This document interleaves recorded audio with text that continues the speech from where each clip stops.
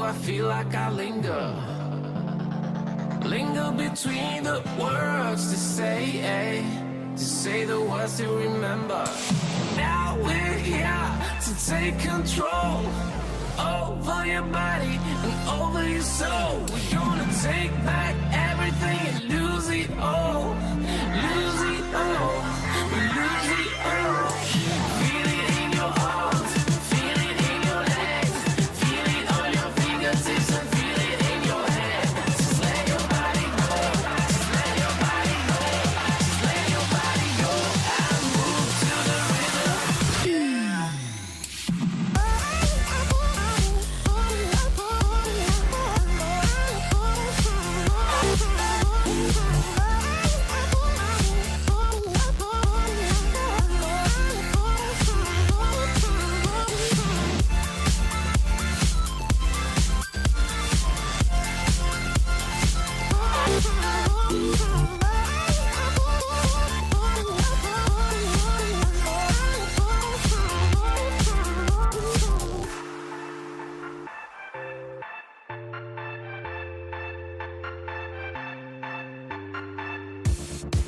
Now we won't go back home today, until the very last hour.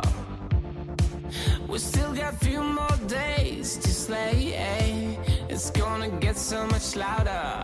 Now we're here to take control over your body and over your soul. We're gonna take back everything and lose it all. Lose it all. Lose it all. Feel it in your arms, feel it in your legs, feel it on your fingertips and feel it in your head. Just let your body go, just let your body go, just let your body go and move to the rhythm.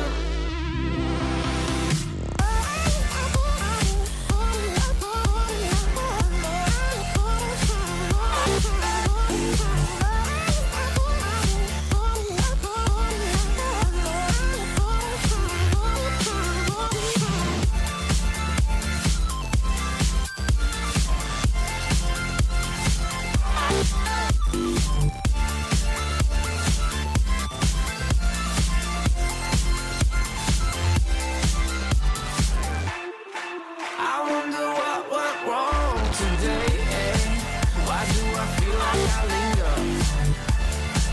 Linger between the words to say the words to remember.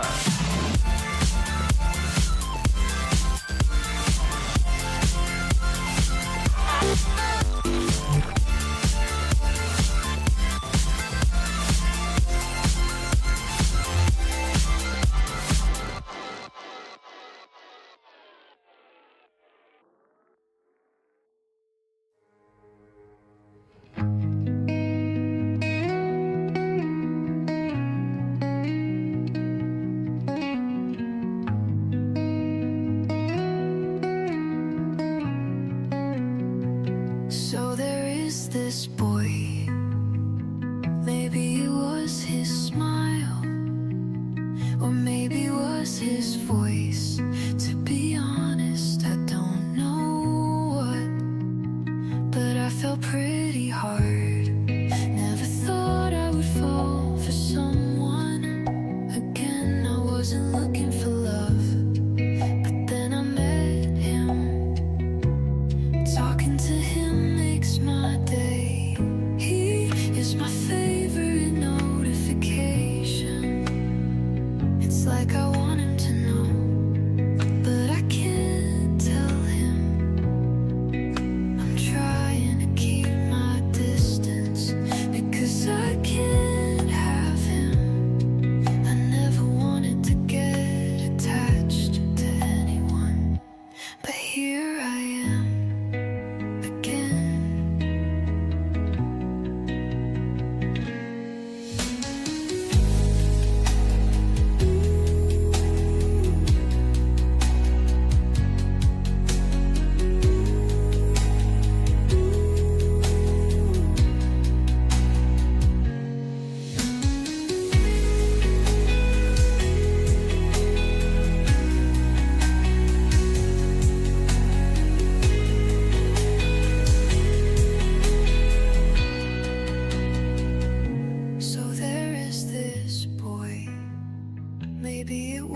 his smile, or maybe it was his voice.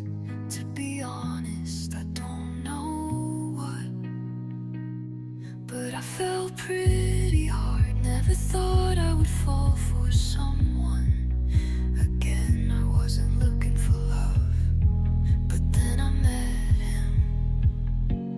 Talking to him makes my day.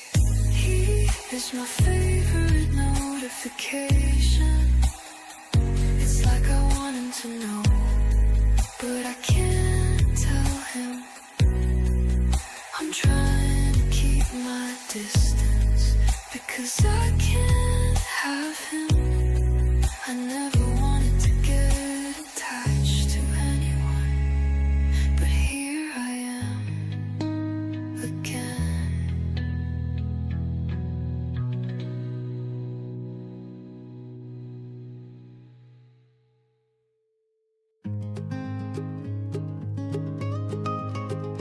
I've been standing on the edge with the wind calling out my name. Every step has led me here, where the sea meets sky and the world feels tame. The unknown's a rhythm I can't ignore, a place where I can be so much more. I'm leaving the shore, ready to explore. I'll find myself in open water, endless skies. The world's unfolding before my eyes. I'm diving in, no fear, no doubt. Hello? The currents of life are Hello? pulling me out in the open water. Hang on. Oh. I'm free to roam in the open. Hi, Chrissy. Welcome in. Find my home. Okay. Did it. You did it. Hi, Chakar. Welcome in. Tides of stories. How are you doing, Steph? I am doing okay. How are you doing? Good. A little sleepy. The horizons call. Why? I'm always sleepy. Pause the music. Why be sleepy? Why not be slept? Now you say, why not like be a slut? Why be No, no. sleepy when you No. can be a slut? No, that's not right. That's not I what did. I wanted I to did say. sleep. I took a nap right before stream, Okay. like 2 or 3 hours. I don't remember how long. And I did it last Thursday as well. I'm always sleepy. I'm constantly tired. Mm. Let's speed through the just chatting stuff, I guess. Coffee time, please, Okay. Chrissy. Coffee, I feel like doesn't work for me. I drink coffee, Really? and yeah, all my life I've tried drinking coffee. Like, you know, even in high school, say, I tried to drinking coffee to wake me up, and like years and years I tried to drink, and I just feel no effect from the caffeine. It seems. Interesting. Hey Sasaki, welcome in. I also try there used to be, I don't know if it's on the market. This is way back in the day. There's this cola called Jolt Cola, Jolt. I don't know if you've ever heard of it. They specifically advertise that they have triple the caffeine of normal cola. Right. Tucker says I remember Jolt. Okay, But that's still not very much though. it's gone is what it sounds like, so based on Chucker's phrasing. Yeah, so I drank that. I used to drink that. I was like, okay, coffee's not working, let me try this stuff. Again, zero effect as far as I could tell. Like and this has sort of been a pattern all my life. I feel like every medication I've tried, there's no effect for like the medication I take for depression, for example, right? Armodafinil and Bendexfosylene or whatever. I don't know. I've tried like 20 different medications. I tried, what's it called? Transcranial magnetic resonance Stimulation. TMS. Yep. Also, no effect. The only medications I've ever felt an effect from that I can remember is what's it, ketamine, which made me see some crazy shit. Like, Right. and the first time I took, I forget what's called, the ADHD medication. Like Ritalin? Yeah, Ritalin. The first time I took Ritalin, I felt super focused. But then like the second time I took it, I didn't feel, or Adderall. Sorry, yeah, Chuck was right. It's Adderall. It was Adderall. It wasn't Ritalin. But then the second time I took Adderall, I didn't really feel much of an effect anymore. Mm. So I don't know if that's habituation or placebo, or like the first time, I mean, it was placebo or what. Right. So Zaki says, how does your bot know these things? It's smart, I guess. It looks at your Twitch profile and it tries to do a shout out based on that.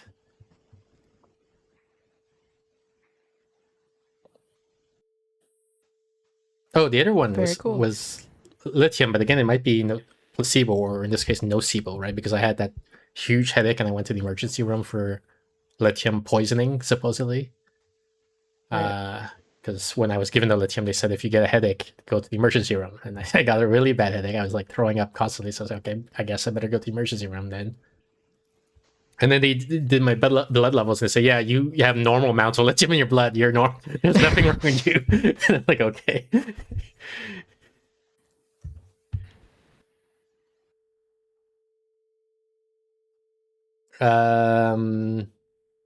Ready to speed through our just chattings? Sure. Because we got to play Silksong today, hopefully. Right. Here, like, the first thing, this is a game that on my queue. Are you open to playing it? Detective Sherlock Shadowstalker. You know how every now and then I need to squeeze in a game into our schedule instead of Silksong? Oh, yeah. Okay. So I guess it's a Chinese studio because it has, like, Chinese subtitles as well as English subtitles. Are you showing it to me? Oh, I didn't... Yeah, I am showing it, but I guess I forgot to share my screen. Hang on. Why didn't you say anything, Steph? It seemed right then like you might have been trying to show me something, and I Like, could not when see I what call you were you, showing. I should be showing you things. Like you should be seeing my desktop before I even say anything, right?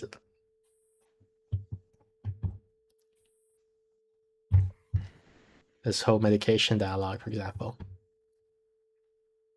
I was supposed to be seeing things? Yeah. I thought that's only on ketamine. No, all the time. Oh. Unless you have aphantasia. I might. All right, you see my screen? Did you share it? Yeah, I sent you the link. Didn't I send you the link? Did I not send you the link? Oh my gosh. I don't think you I sent might me a link. be super. Yeah, I didn't send you the link. I clicked Okay. start sharing and I didn't actually say, Steph, why did you tell me that you can't see anything? What the heck? All right. Okay. So this is Detective Sherlock's Shadowstalker. Yeah, everyone Every control their bits. character remembers. Here. See, so there's Chinese subtitles alongside English ones. There's no audio, so don't worry if you can't hear anything. Open to playing this? We do Sure. these detective games sometimes. The other thing is, I think this game uses AI, like LLMs, to have decide what the characters say or whatever. Oh, wow. Okay. And we did play a game like that a long time ago. I don't know if you remember. But it was like iffy, right? It was also a detective game. It was a little iffy, We were yeah. interrogating these people. And then Yeah. and it didn't really go anywhere, I feel like. Right. It was like, So, okay. So you're saying yes. So I'll put this on the Sure. schedule. Okay. Okay, this thing, it says I have calendar entries that sound like word salad.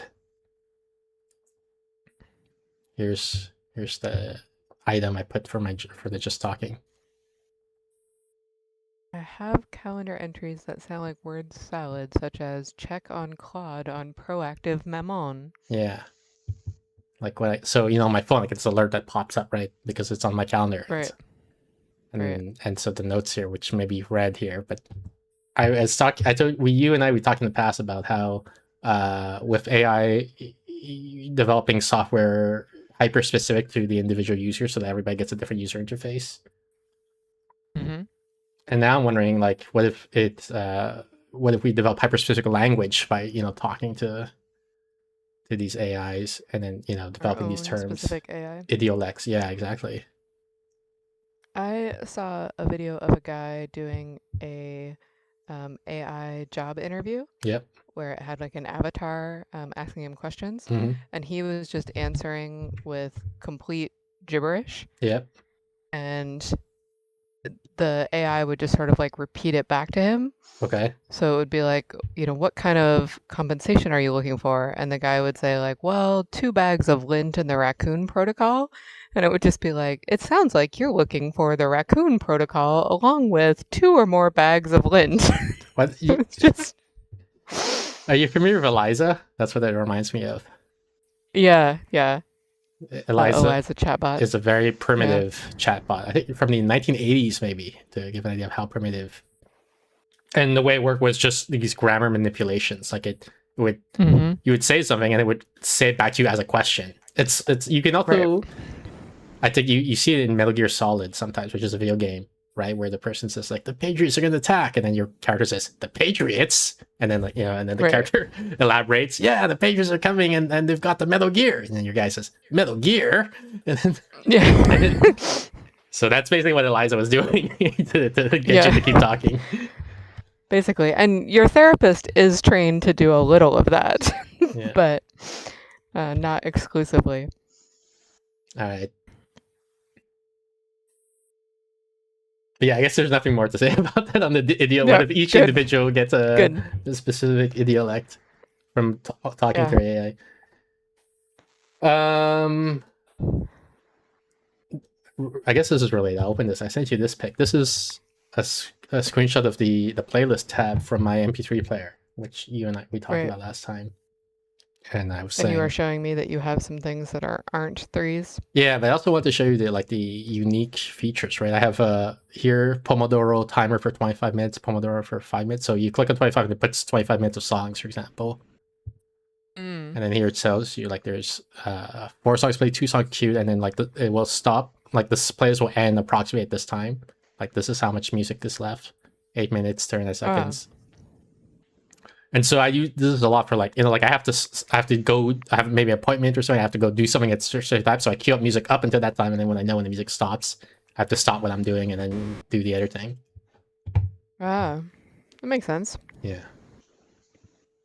But that's an example of a hyper specific feature, I guess. Like I'm not aware of any other MP3 player that does something like this. I don't. And I've looked. Yeah. I've tried. I have a lot of desires, wants for my MP3 player, and they don't do a lot of things. So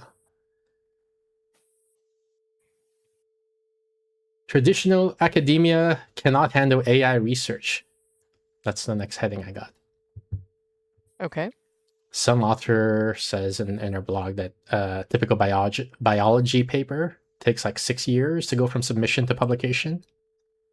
Right. And ChatGPT, as in a whole, like not the most recent version, but the entire ChatGPT is less than 4 years old. To give you an idea of like if it takes 6 years to publish a paper, and the entire field of AI, at least this period of it, this era of it, is less than 4 years old. That's how fast and how mismatched the scales are for academia versus AI research. A lot of journal publishers are having a really hard time because all the a lot of times what you do when you want to submit something to a journal, because it takes so long, you kind of send a précis. You sort of send like hey, would you be interested in something like this? Yeah. And researchers used to spend a good amount of time kind of putting those together and sending them, and the editors would read them and critique them and give personalized feedback and all of that. And now the journal editors are just being swamped with these AI generated précis. Yeah, exactly. And they don't know what to do. They're like, I can't respond to each of these individually. There's 1,000 of them. They're all just AI generated. They're really struggling with it.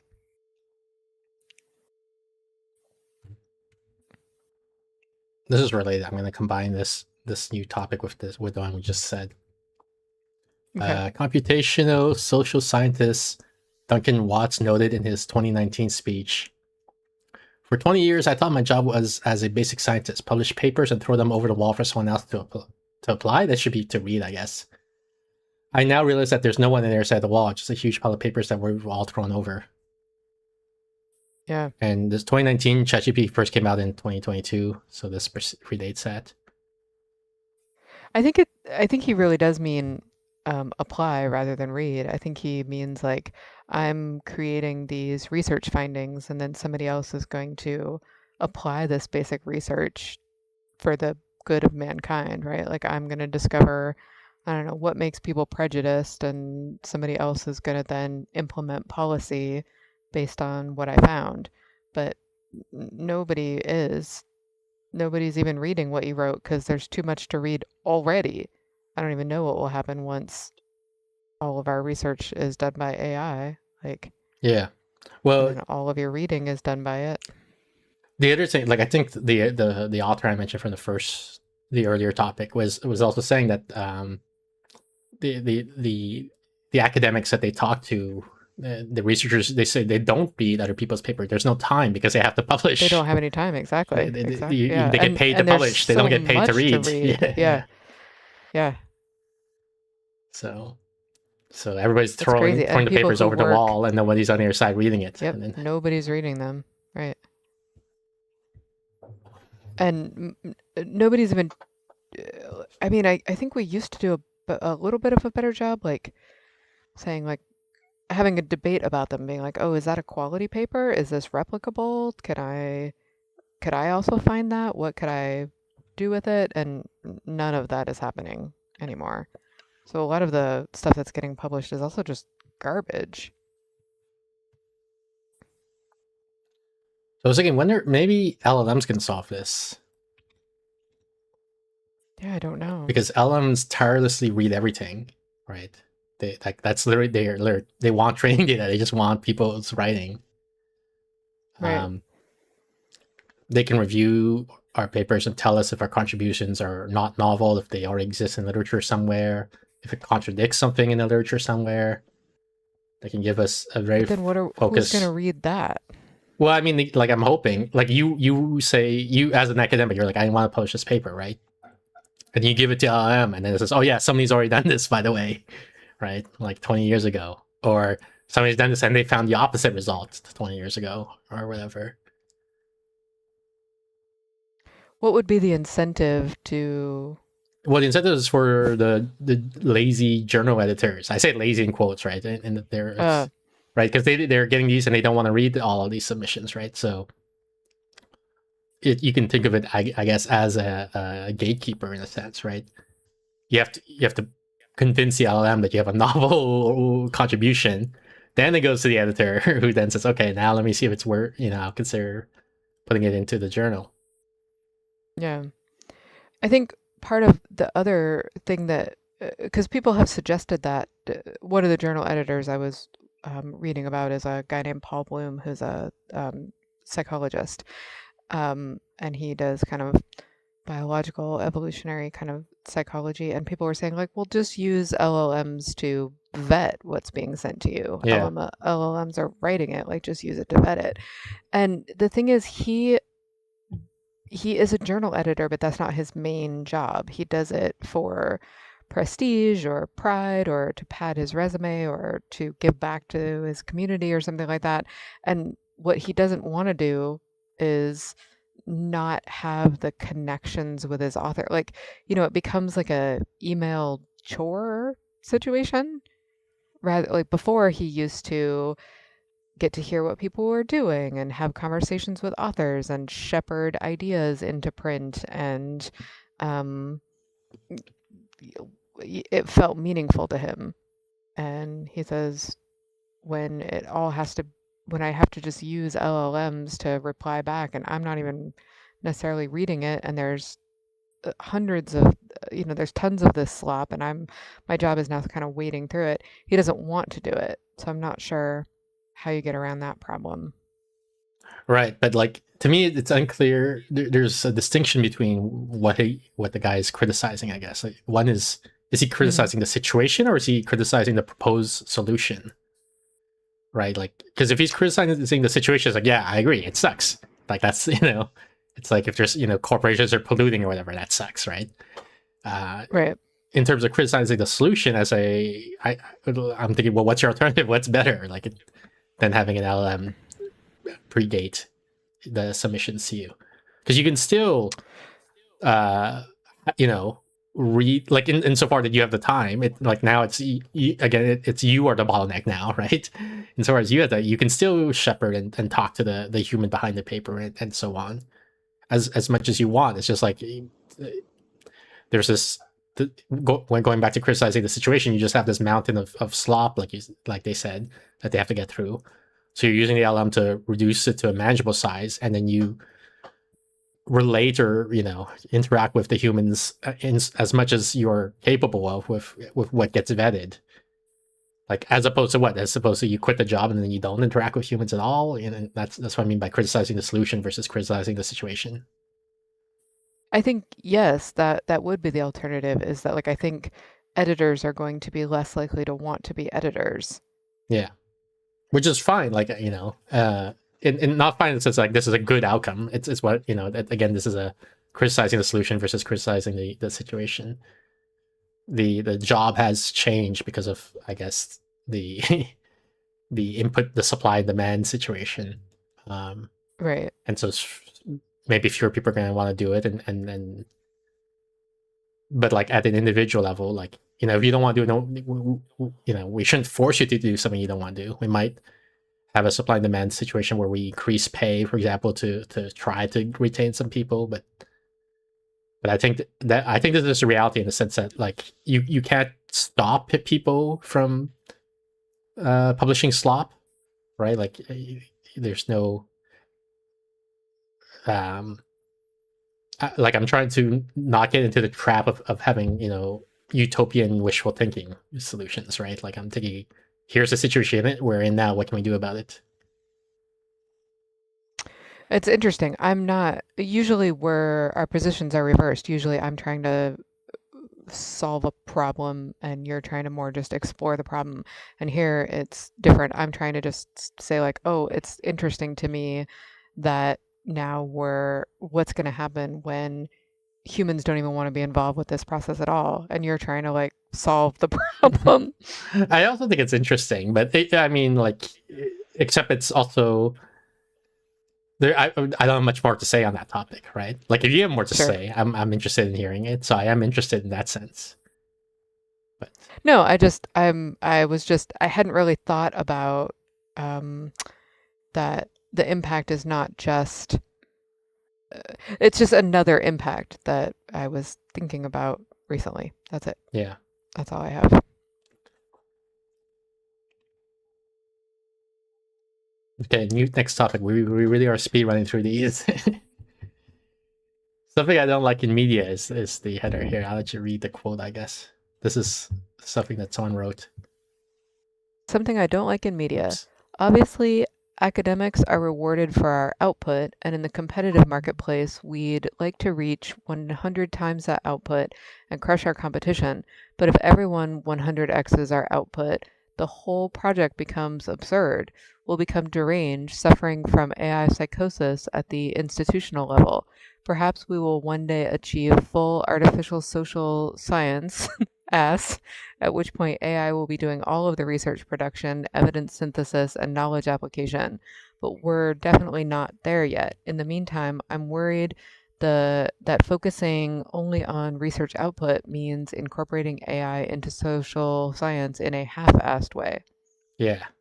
So I wrote, this is clever, and I chuckled. But I don't like when serious topics rely too much on these rhetorical tricks, because I'm worried I personally am not rational enough to ensure that these fun tricks don't cause me to increase my credulity on the underlying claim via like a halo effect, Mm-hmm. So I don't like it when I'm reading a serious paper and then they do jokes like these, even though I find them amusing. Oh, I'm like, okay. I want to be convinced by the points, not by your charisma, Mm. And so what you do is now I can't trust myself, right? That like if I like your idea, was it because of the charisma or was it because the underlying idea is actually good?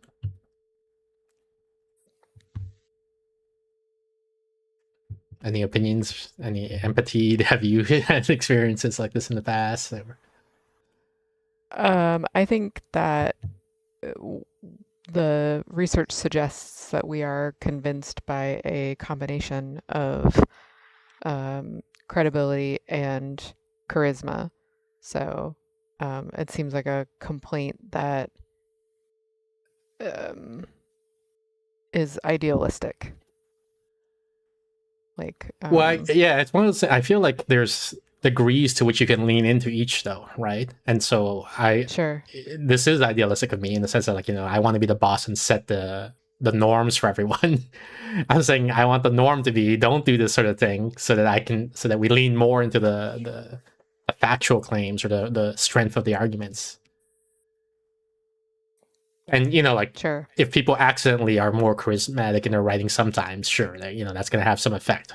And as long as it's unintentional, I guess, then it's like unintentional charisma. Yeah, like, no, but the thing is, I'm gesturing at something. I hope it's clear what I'm gesturing at. Like, there are people who, especially like if you study debating or even persuasion directly, in school debate club, you learn these tricks, right, of how to argue something which isn't true. Mm-hmm. And I'm saying, and so that's the malicious type of charisma, I feel like, right?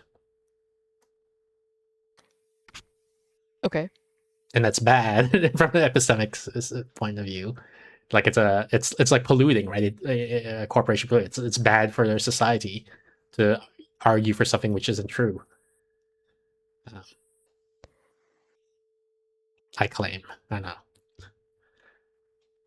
Do you think that they're arguing something that isn't true? I don't know. I can't tell. I don't know what their motives are, right? So I'm saying don't use the dark technique, so I could more easily evaluate your claims on the merits.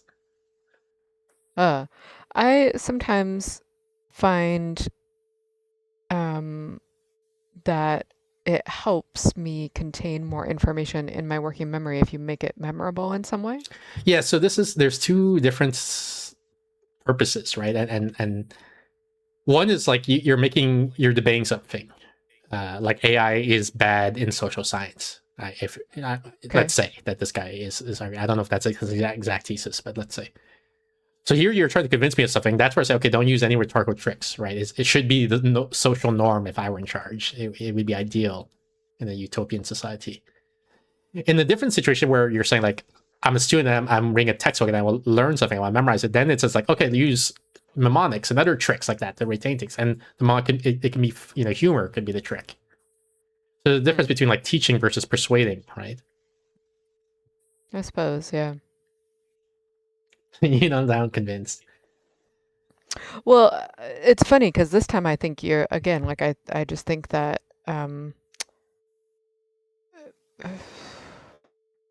Aristotle would say that we very rarely get persuaded based on the logos of something. It's usually that's down that's to ethos bad. and pathos. Right, that's what I'm saying. Like, we can It's like you're arguing for an ideal that doesn't exist.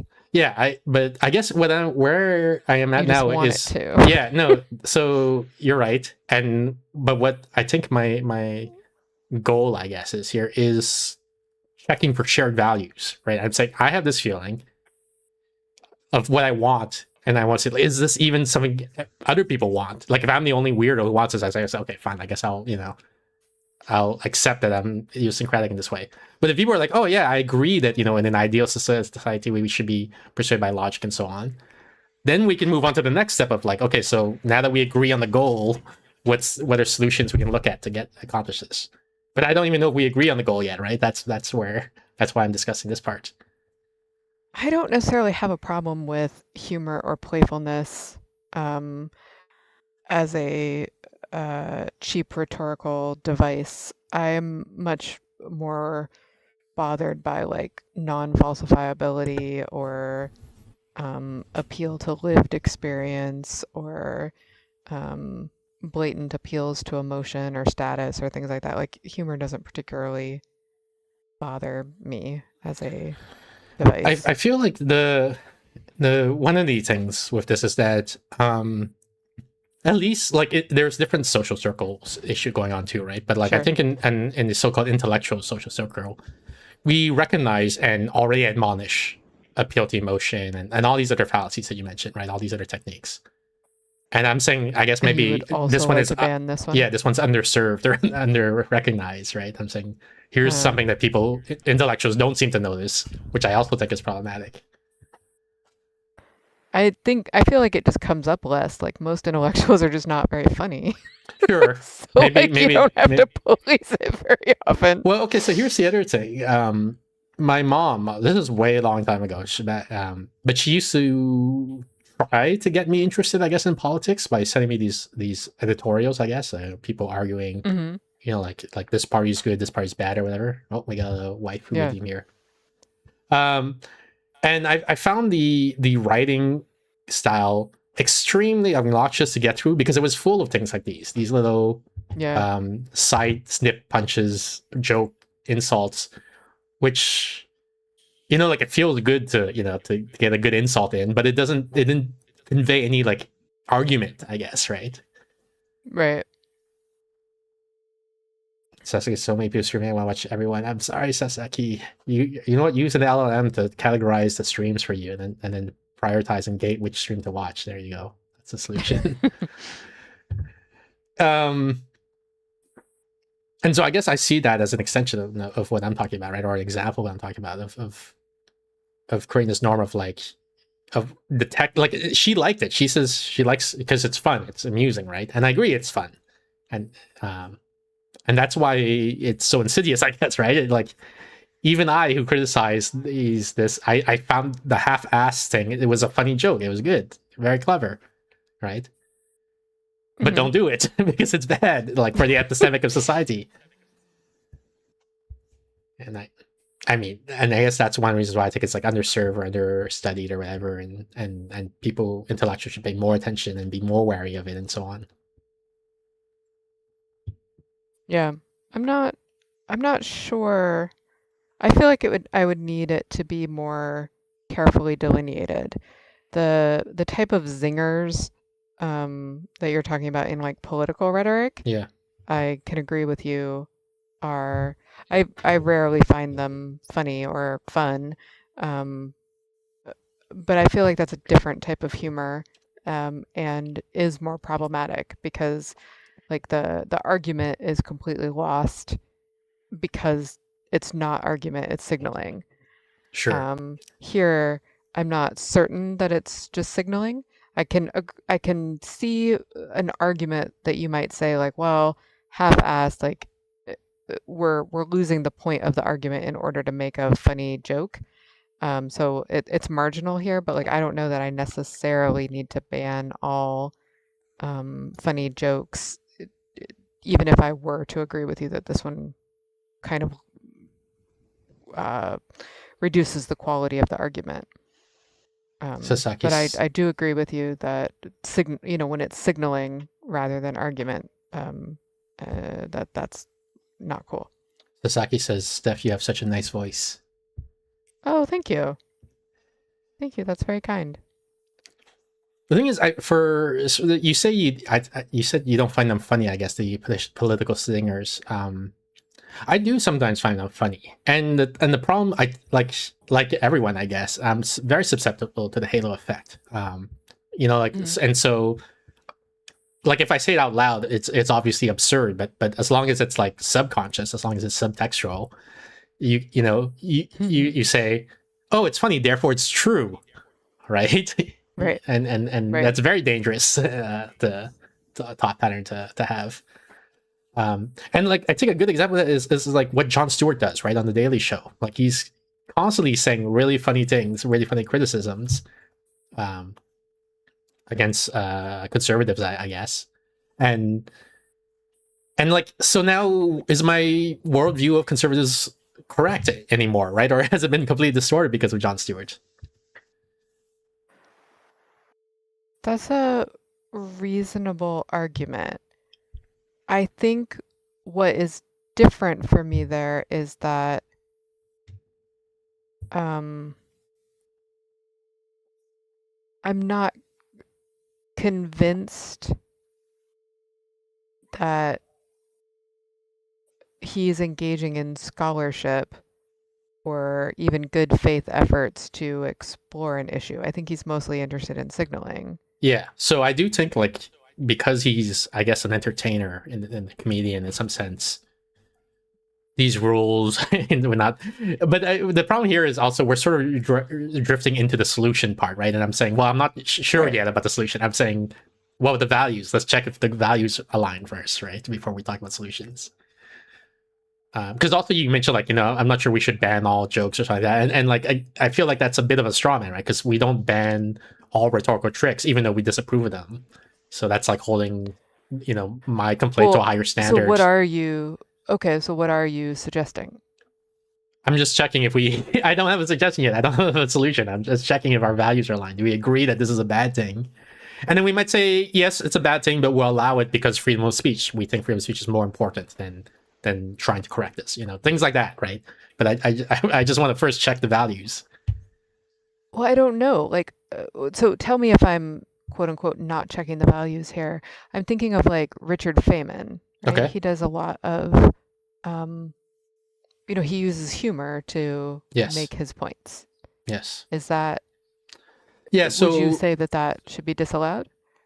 Or that's bad for the epistemic hygiene of the community? Yeah, I prefer that phrasing. Is it bad for? And I don't, for Richard Feynman. My impression is that most of, like, whenever I see him talking, like in popular culture and books or whatever, he's in the teaching mode, not the persuasion mode. Like his target audience presumes he already is correct. They just want to learn it, which is the different mode from the persuasion mode, right? Which is you have an audience who wants or needs to be convinced of an idea that may or and maybe they don't know for sure if your idea is true or not. Okay. And so it's in that second one where I'm saying these jokes is a bad norm. So only if you're trying to persuade someone, you should be boring. Sure. If you want to put it that way. I still think it's more subjective. And I do think it's subjective. So it might be unenforceable, right? And so maybe there is no solution. But I'm still wondering if is it good or bad, right? I think that a more refined version of it, I could get on board. Because I do agree with a lot of what you're saying, but I also just feel like the virality of things sometimes can't be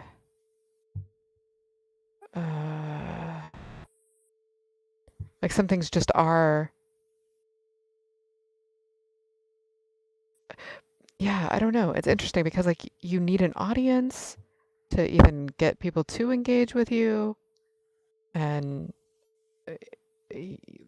making things interesting and sticky is normally a big part of what I'm thinking about when I'm thinking about science communication. Yeah, but science communication usually isn't persuasion. It's usually teaching, right? Oh, no, I'm thinking science communication in the sense of, well, I don't know. I mean, like teaching people, persuading people that climate change is important to care about, for example. Yeah. Again, maybe my whole thing is unworkable, right? And this is where we're drifting into the solution part again, where it's like you can't delineate cleanly between persuasion and teaching. Right.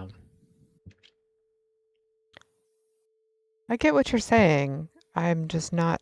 I feel like it needs more refinement before I could 100% endorse it as something that I would want as a norm. Yeah. Okay. What I'm taking away from this is that there's a core there that's compelling, I guess. Mm-hmm. But my insistence on separating the value from the solution is too difficult or isn't working, like, because it's like, how do I think about this problem without thinking about the solution? Right. Okay. Next topic, I guess. Robin Hansen. You remember that guy? Yep. Do you know he's into UFOs? Oh, gosh. Wow. Why is he into UFOs? He thinks I think he seriously believes that in the possibility of UFOs. Like, he has, it's not his main topic of conversation or his main topic of blog posts, I guess. But every now and then he'll talk about how people are underestimating the odds of UFOs being real and things like that, right? He's saying like this is underserved intellectual domain, I guess. Meaning that they could exist, or That they're he thinks aliens like from another, visiting us, I think. that they're visiting us. Yeah, I think he's taking that idea seriously. Wow. What do you think about that? I'm surprised, right? Because Yeah. he's a very intelligent person, Robin Hansen. He is controversial, like he's in the sense that he says he has contrarian opinions. But the UFO thing I thought was so well established that I'm surprised that Right. he. But the thing is, because he's so intelligent, like it's like two conflicting Bayesian priors, right? Like I think the odds of UFOs is so low, but I think Robin Hansen is so rigorous in his thinking that I'm like, okay, well, good luck, man. Like, let me know if you figure anything out, right? Right. So that was my feeling about it. I don't know if it's what's your feeling about it. I feel a little bit like how, when you find out that Sherlock Holmes, the author of Sherlock Holmes, Arthur Conan Doyle, was like massively into mediums and spiritualists Okay. and things like that. Yep. And you're sort of like, but but you your whole thing Yeah. it's just kind of confusing. I thought when you started the sentence, I was predicting where you were going to go with that. I thought you were going to talk about Newton, right, and his like mysticism And his sounds weirdo and stuff. Yeah, exactly. Right. Yeah. Same kind of thing where you're just like, but your whole thing was I guess in being Newton, super actually, smart. it's more understandable because he's looking for patterns basically everywhere, right? And he doesn't know which Yeah. patterns are real and which patterns are numerology, I guess. Yeah. But he was very, very into alchemy. Yeah.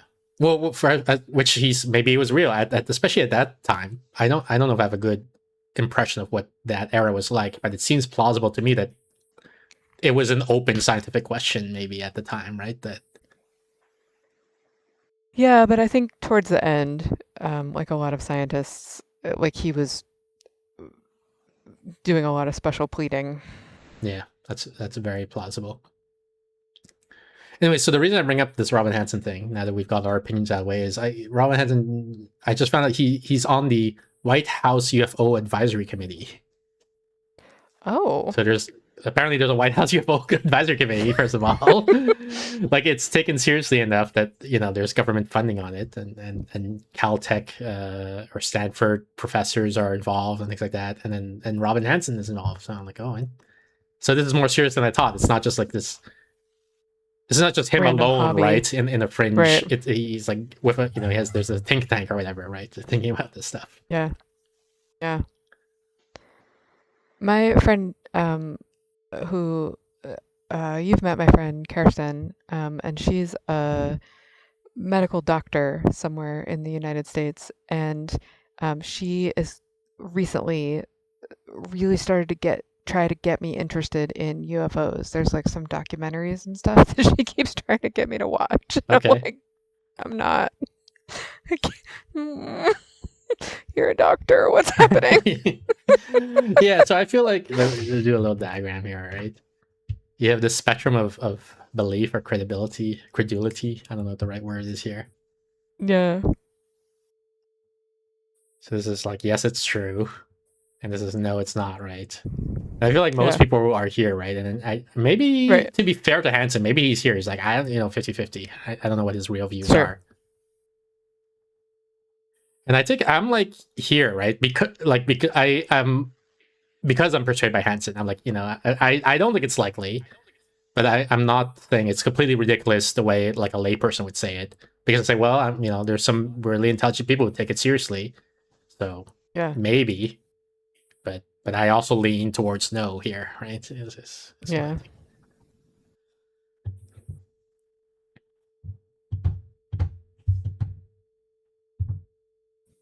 Yeah. I get asked about UFOs much more often than I wish was the case. In as a work thing or what? Like, Like I'm trying to see what as the a connection thing, is between I don't neuropsychology, know. pediatric I neuropsychology, and know a lot. I have a lot of relatives who I I guess maybe think I know stuff because I know stuff about a certain field, and yeah. so Well, they'll also I think I don't know what your relatives are like, but I think there's sometimes there's an impression of like you're the smartest person I know, so of course I'm going to turn to you, right? Like yeah, and then they want to talk to me about yeah, UFOs. because you're like Yeah. ChatGPT for them, right? Like who else are they going to turn to? They need someone who's smart to talk to check. Yeah. How good is this idea? Yeah. Comes up a lot.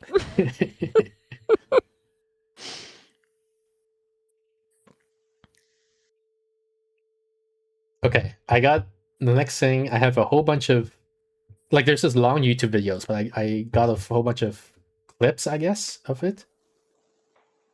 So I'm gonna play those clips for you, okay? And we're like it's 4 clips. Okay. It's about Silksong. Okay. I still see the yes, no. Yeah, I'm loading it up. Hang on, here it Okay. is. You see it No loading? problem. You just told me I'm supposed to tell Yeah. you stuff. You see I it do. loading? Okay. Oh, it's not playing the audio. Problem? Well, essentially, it's the tendency of repositioning-based attacks to tendency be of poorly repositioning-based telegraphed. attacks Usually, to be when a boss poorly wants Oh, you to don't hear the put you in audio, Oh, sorry. I guess, because you're reading it out loud, so you don't hear the audio. So Right. let me reload, and hopefully I'll rewind. Okay, so what is the repositioning problem? Well, essentially, it's the tendency of repositioning-based attacks to be poorly telegraphed. Usually, when a boss wants to put you in harm's way, it'll give you a heads up first, allowing you to dodge, parry, or block the attack. This simple yet engaging formula makes up the foundation of the combat loop in both Hollow Knight and Silksong. You attack, read the enemy's intent, respond, then repeat. When an enemy wants to indicate its intent, it uses what I refer to as a telegraph. Hornet pulling back her needle telegraphs that she's about to throw it at you. Grim charging downwards telegraphs that he's about to charge to the side. A Vengefly heading straight towards you in a predictable manner telegraphs that it will soon reach your location. In short, a telegraph is any indicator that an enemy is about to endanger a certain part of the arena. Telegraph is a And pretty here's the standard critical term. He didn't part. come up with that. Because most enemies in Hollow Knight Okay. deal contact damage, the mere fact of that enemy moving around puts you in danger of getting hit. Yet for some reason, enemies jumping around the battlefield often lack proper telegraphing, making them impossible to react to. Lost Kin will let you know in advance every time he wants to attack you with his nail, but if he's feeling cheeky, he can skip that part by simply jumping across the entire battlefield in the blink of an eye. No telegraph required. This inconsistency in how the game handles telegraphing is what I call the repositioning problem. The problem isn't with repositioning per se, but with untelegraphed attacks in general. The name simply derives from the strong tendency of bosses to break the rule of telegraphing, specifically when repositioning. To quickly recount the argument from this video, the reason an attack needs a telegraph is because without a telegraph, you cannot intentionally dodge an attack. It is technically impossible to avoid something you don't know is coming. Okay, that's the first part. Okay. I don't know when to show this actually. So here's he did a study, right? He looked at every boss, and he's saying, Okay. here's 2 of their attacks plus their jump and how much. And he says like from the first frame where it's visible what he's about to do, like how much time do you have basically to react, right? And Okay. he's knows that when they jump to to a different point in the arena, it's always below 0.5. That's the color coding you use. 0.5 seconds and above is green, and then below that is orange or red. Okay. And he's saying almost every enemy doesn't meet this or has this problem that he's calling it the repositioning problem, where they don't give you enough time to show that they're going to do this thing, this jump. Wow.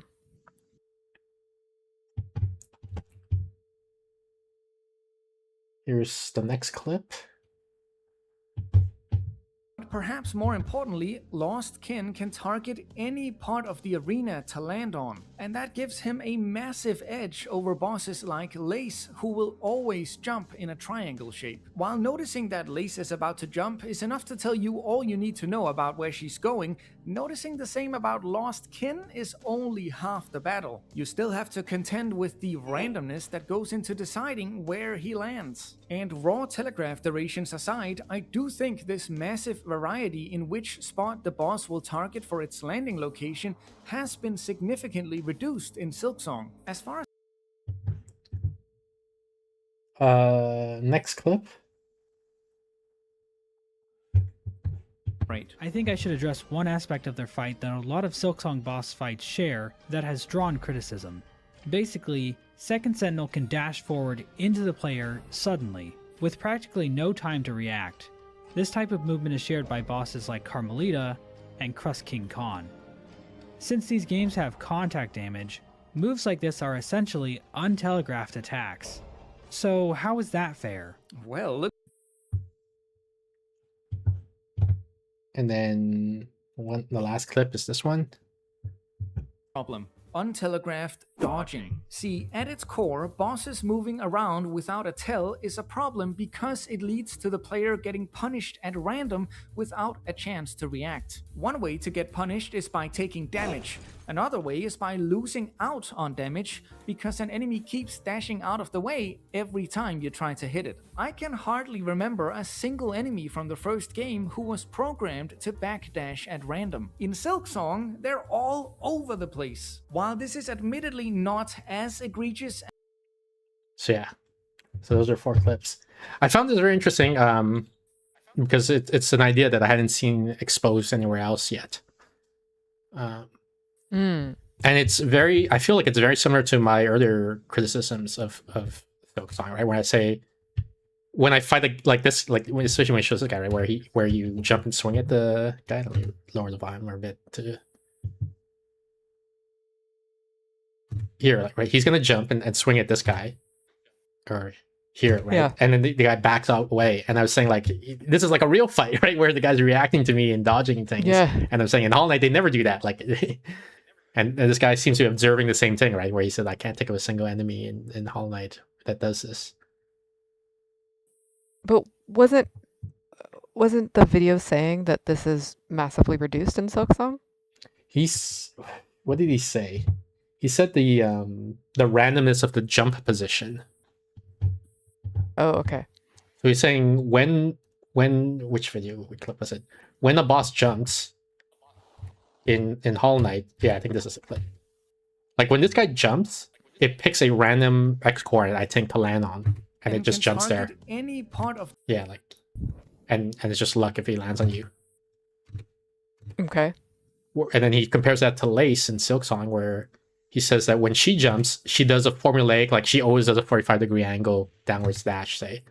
So when you see her jump here, Okay. you know she's going like this. She's not going to go like Okay. this, like straight down onto you, for example, or Right. or this way backwards, you know. Okay. So he's saying this part is reduced in Silksong, the randomness of the jump. But, Okay. but massively So that's one way increased that- is the backdash that he's talking about, yeah. Gotcha. So that gives you some more data on. You've been trying to figure out which game is objectively better, Yes.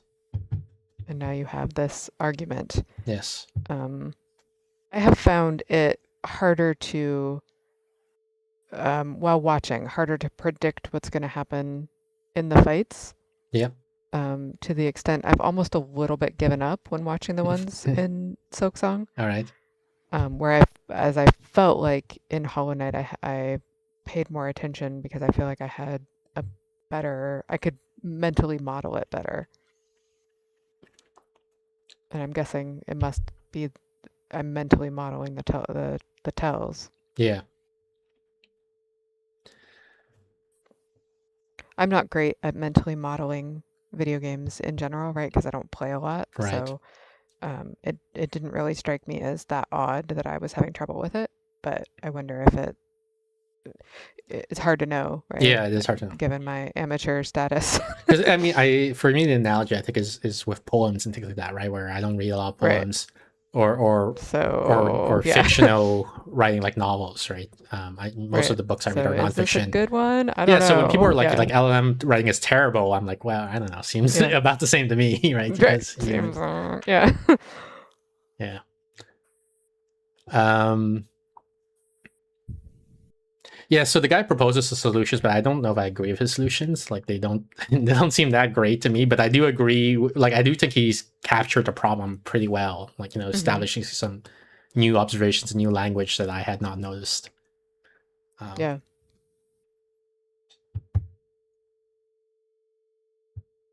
Okay, here's a TikTok. I got crab rangoon, french fries, and a bowl of pudding. Not bad. I got pizza, lo mein, and a bowl of jello. You guys are so much better at buffets than me. Why? What did you get? I got a handful of forks. You didn't get any food? No, I just got all forks, I guess. Why did you get all forks? I don't know. I think I'm just bad at buffets. You can't be bad at a buffet. You just get whatever you want. I thought so too, but then when I actually got up there under the lights, I just started grabbing as many forks as I could hold. All right, well, just take the forks back up there and apologize and give it another go. Okay, yeah. So, how's the lo mein? It's pretty good. Yeah, I'm gonna get that next. Guys, I think. Now I got all spoons this time. That's where I'll end it. That's They're collectible. yeah.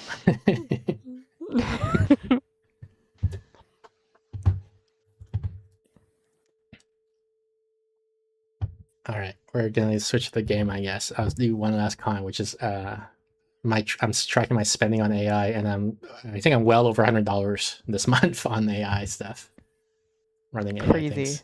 I think if For you, that's like $1 billion. yeah, if Yeah. we extrapolate from like the last few days, because I'm accelerating a little bit, I'm using it more.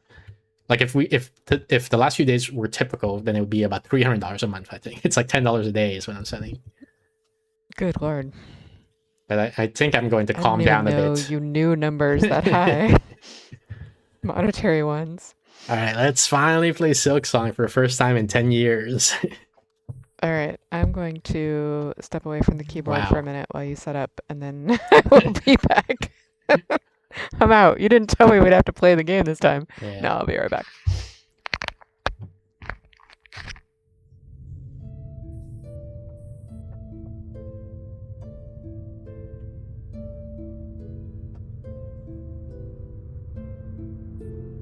Actually, I'm gonna use this time to go use the washroom real quick then, since Steph isn't here.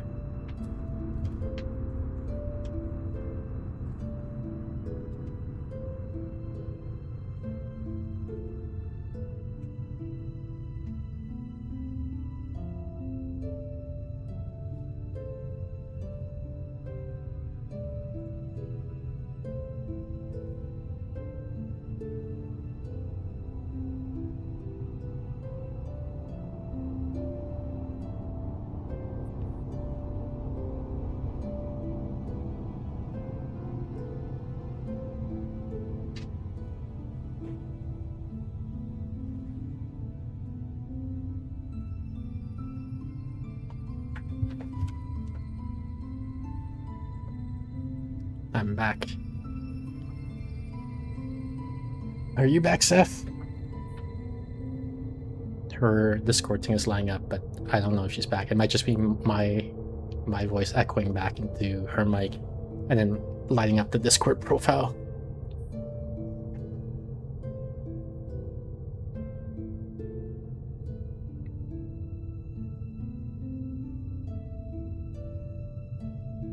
I'm trying to see what time it is. 8:30, okay.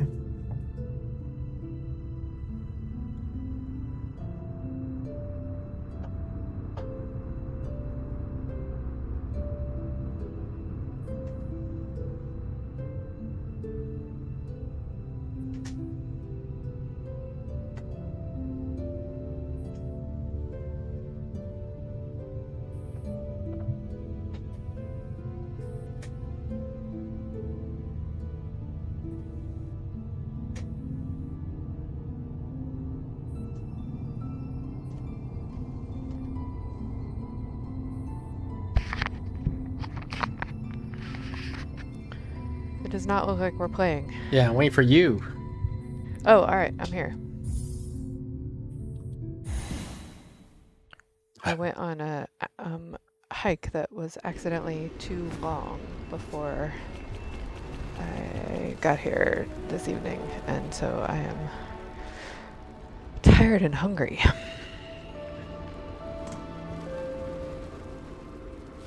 What the heck are we doing?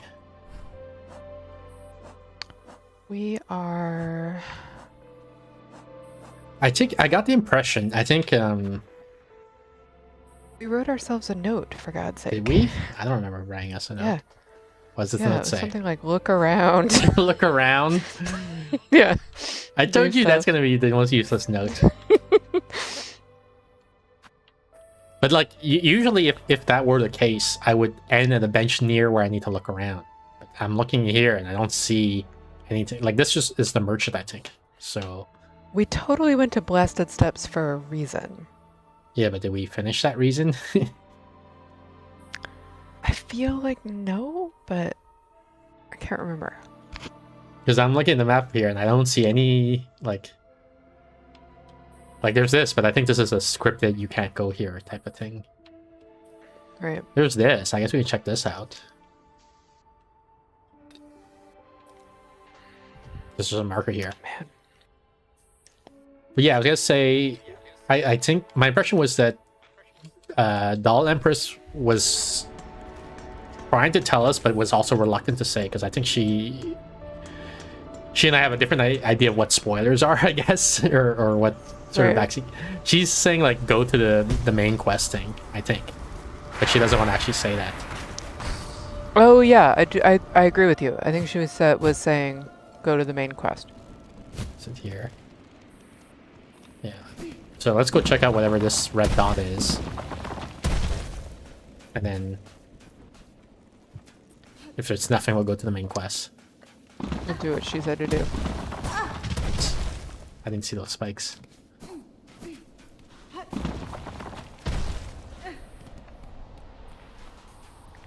What's another thing that sometimes isn't telegraphed in this game? The spikes? Not in that case, like I could see the spikes, but sometimes Okay. you can't tell what's beneath you, right, when you're falling. Yeah. Okay, so we can't go this way. I don't know if it's yet or if it's ever. We can't go this way, but she's saying I will not flee this place. I'll lean towards ever, but possible that it's yet. Maybe one day we'll go that way. With Hollow Knight, it was a lot more clear that you just could not go that way. Like, it said something like, higher minds, this message is for you, which is the game's, Hollow Knight's way of saying, we're talking to you as a player, not the character. Like, the player is a higher mind. It's saying, there's nothing beyond these hills, or something like that. It's, higher minds is for you, there's nothing beyond these hills.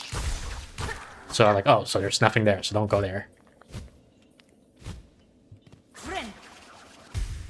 Here she's just saying, I will not flee until... I forget what she said, her exact word, but it sounds something like, I will not flee Farloom while it is in danger, right? So when I hear that, I'm like, oh, so you're saying when it's not in danger, then I can flee, then I can go there? Is that what you're saying? Like, and so it's less clear if you mean forever or for now, I can't go there.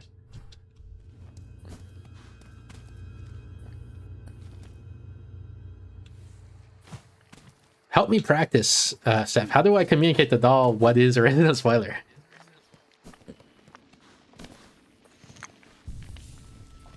I think you are very hard to give hints to.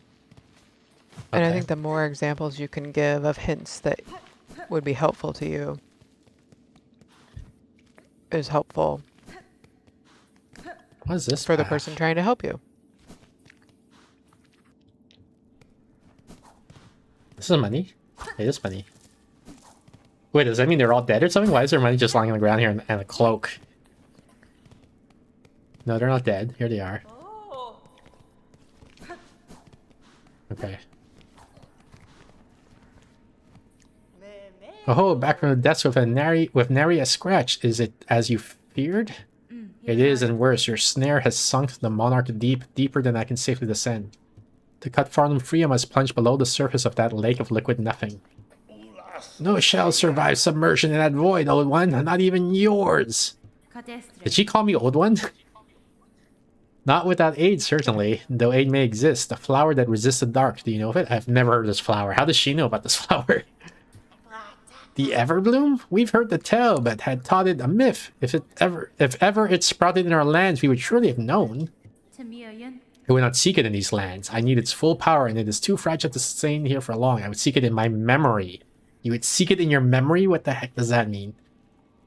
In Holiday 1, there you get the dream now, which lets you enter into people's dreams. And I'm wondering if that's what's going to happen here. We're going to enter into Hornet's dreams. And then get the flower from there? It's kind of pretty abstract, but okay. Oh, so you'd have us wrench open your soul to retrieve the fabled bloom? Can such a thing be done? For another bug, no, but I am weaver enough to attempt it. In the distant past, I knew the flower. My thread still holds its faint memory. If the Everbloom was grasped strongly enough within my silk, it could be made to manifest. So they are literally going to go into our dreams, I guess, and grab the flower and then come back to the real world with it. Well, they are snail shamans.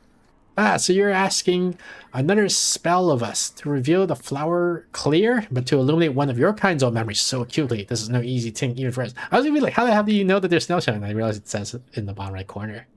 Yeah. Because I know there's snail shamans, but like I'm like, but Steph doesn't pay attention to any of the lore. But how does she know? Yeah, she doesn't care about the lore. So how did she know that these guys are the snail shamans? How did she even know that term? Yeah. Like, the snail shamans were introduced in Hollow Knight. And anyway, old one, you must give us. Yeah, they're calling me old one. I know all the lore. Old one, you must give us a moment to confer. Whisper, whisper, whisper, whisper, whisper.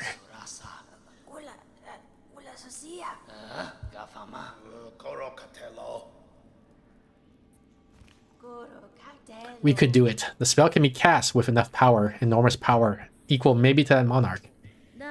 I cannot grant you mine if it even were enough. My strength is still needed to face her below. Where else do you propose we seek a source?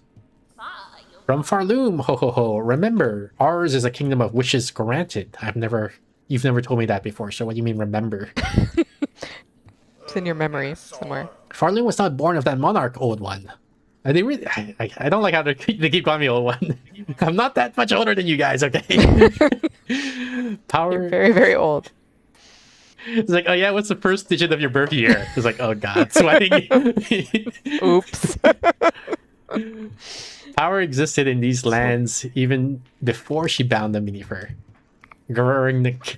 Seek the old hearts of our kingdom and the last successor to bear their strength. The old hearts, are you talking about the are they called weavers? You know those ladies that we fought? I don't know. They're still out there, hidden away, much faded by the pale one's long dominion. You must make them stir. We will teach you how, in the way befitting a weaver, a somber song to reach down into their memories and enliven them a final time.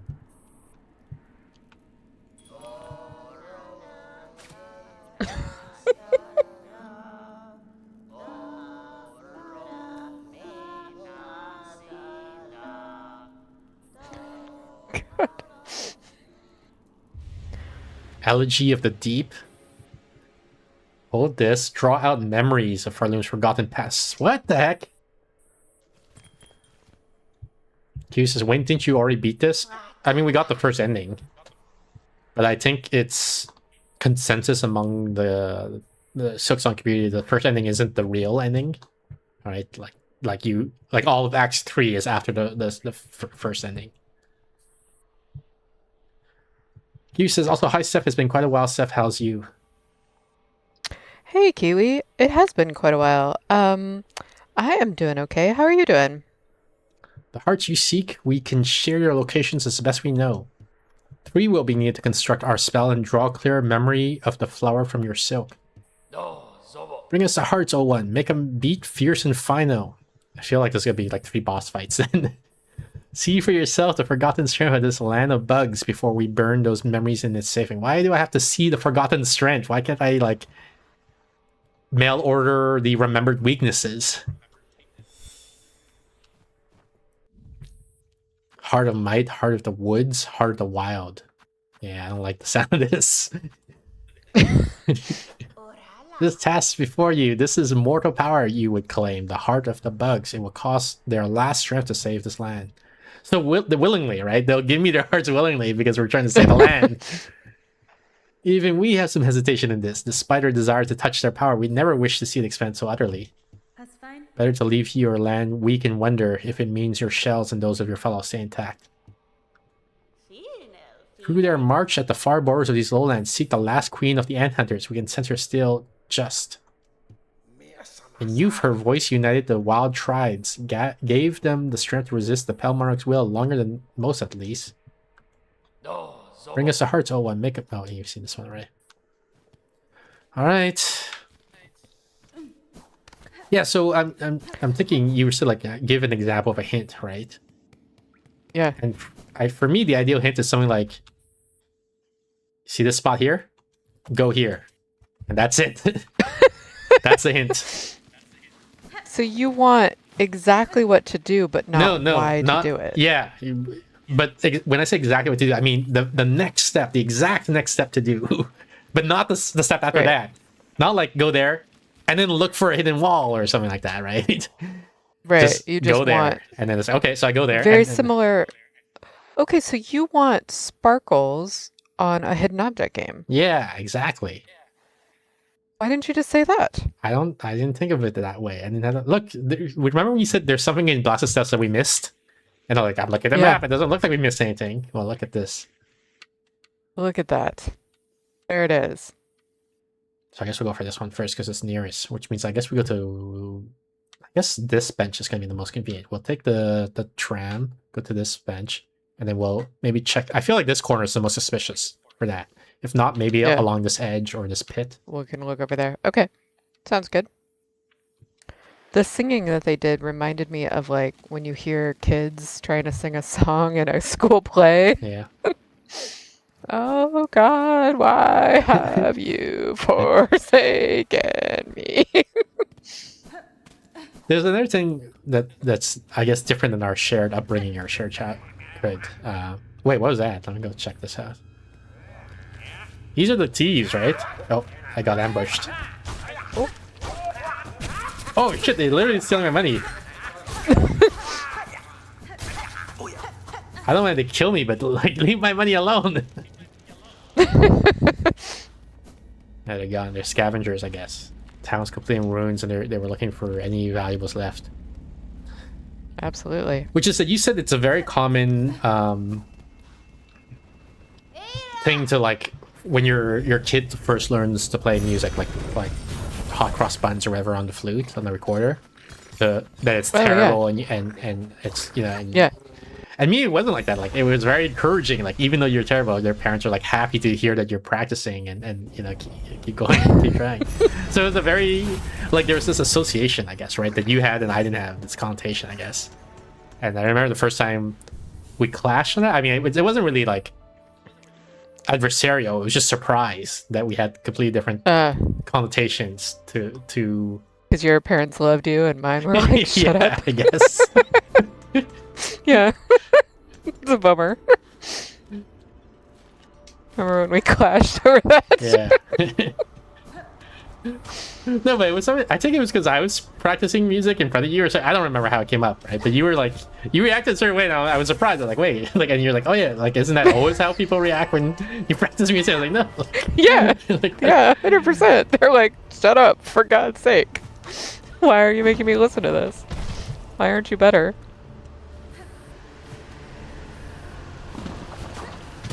Oh, here it is, the crack in the wall.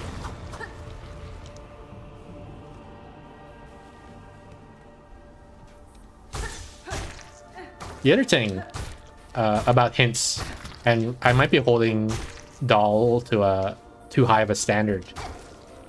Oh, and maybe it isn't this, because I don't see where to go from here now. Yeah, there's nothing here. This is it. Is that I'm sort of comparing it to how I guide people when I guide people who are playing Hollow Knight, the original. Mm-hmm. And like I know the exact full route of the game in Hollow Knight, And I don't think Doll knows the exact full route of the game in Silksong yet. Like, she hasn't played it enough to have memorized all that. Right. Right. But I also think wanting sparkles is not as like, I think you have some typical mind fallacy. I think the fact that that's what you would like as a hint is not necessarily typical. Sure. And so expecting that people understand that. Yeah, but I do feel like I sort of gave that hint, or not the sorry, I gave that example earlier. Maybe not, it wasn't forcefully enough, like to.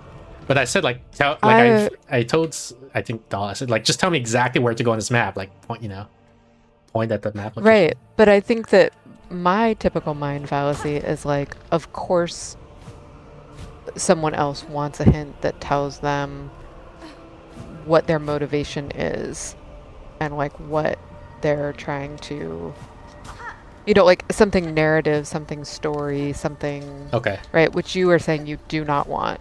And so it would be hard for me to remember what you don't want without like a useful analogy of like, oh, he literally just wants like sparkles in a hidden object game of like, go to this room next, and then you figure it out. Yeah, like that would be hard for me to keep in mind. The thing is, I don't know, it's just not how I work. I don't know if Doll even has played hidden object games, so I don't know if she'll understand that analogy, like if we phrase it like that, right? We might have to phrase it a different way. So you might have to find a different one, but like I think that it will be necessary. Yes.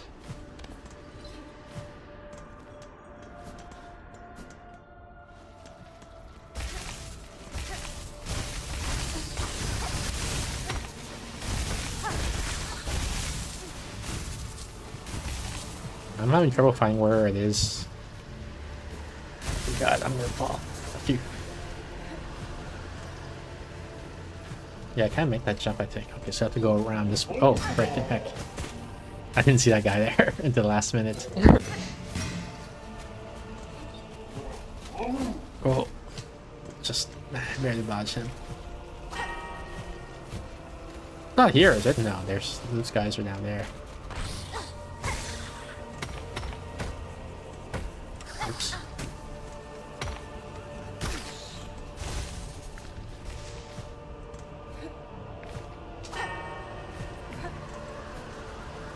Oh, there's that weird thing. I forget what they call them. Like the spores of a bad guy. Of the infection, the void, whatever it is.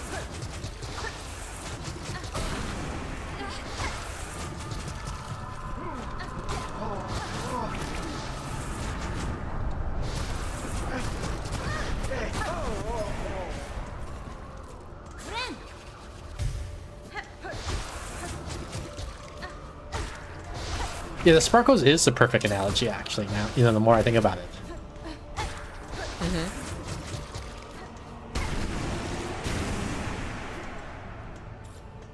Because literally all it tells you is like, look here, right? Like, it doesn't tell you what to look for. It doesn't tell you why you're doing it narratively. It doesn't tell you what to do. It's just, it's just like whatever it is you need to progress. It's there. Like, so you go there and then you start looking here. around. Yeah.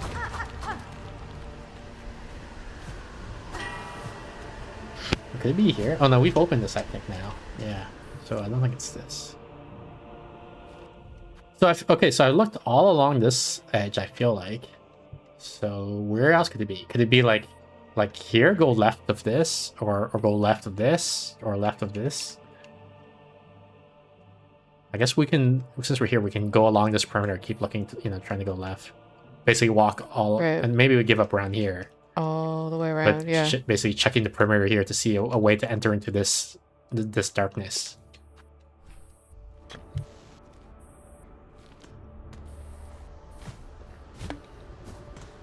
But oh yeah, so for Hollow Knight, I was gonna say the high standards thing. Not only do I know that I've memorized the full route, I've memorized almost the full dependency tree. Like I say, like in order to get what's it called, Mantis Claw, the thing that lets you climb up walls, you need to go to Mantis Village. In order to get to Mantis Village, you have to get the dash. In order to get the dash, you need to beat Hornet or so on. So when I go to someone's stream, I can say, and they say like, I don't know what to do. I say, show me your inventory. So they do this, right? And then I can say, oh, okay, so they have dash, they have this, but they don't have this. So the very next thing they should do is this, and I know, like, memorize, you know. Yeah, but that's crazy. Yeah, it's hard. Yeah.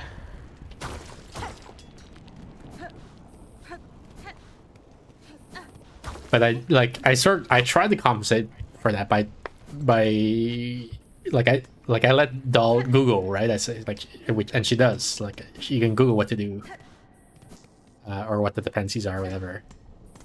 Yeah. But the key point is like don't tell me oh yeah, like the last boss is here, right? When that's not the next step. The next step is like, get the cape or whatever first. Right.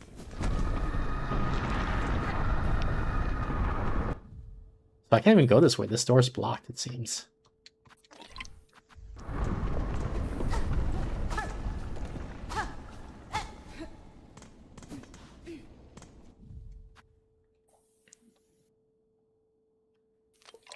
Okay, so I guess we can go back around here. So I went to here. I guess I can search around this surface area, which I'll do by a menu warp because I don't want to walk through all that again.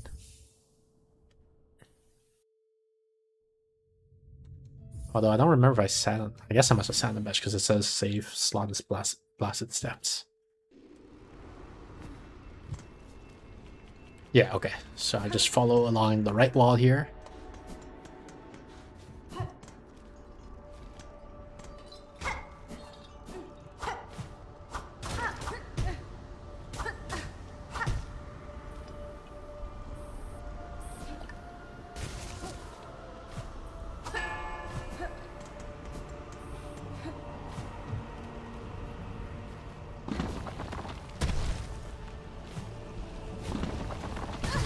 Jumped the wrong time. These are guys I can't step on down here. But if I check along this wall, nothing. So what does this down song do exactly? I guess maybe I have to find like a dead guy, and then I play, because it says like this Elegy of Remembrance or something. What did they call it? I don't even remember. Did you see that when you were playing music, that rope, like? Yeah. It does say it all the time, though, I think. Oh, okay. And it does also just randomly sometimes, like it spawn. Oh, interesting. But it does do it when I play the music. It pulsates.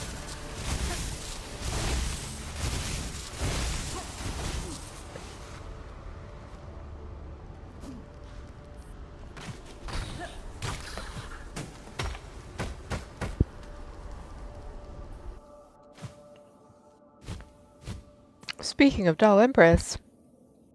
Hey, Doll Empress, we were just talking about you, I guess. But we talked to the Snail Shamans, and now we have the 3, like, hearts or whatever we have to get.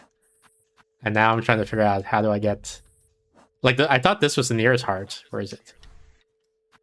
And so we looked all along this wall here, trying to figure out how to get into this region, and we can't. Or I can't. And so now I'm saying maybe like I gotta go up from here, or maybe I go left from here. So we're checking these walls now.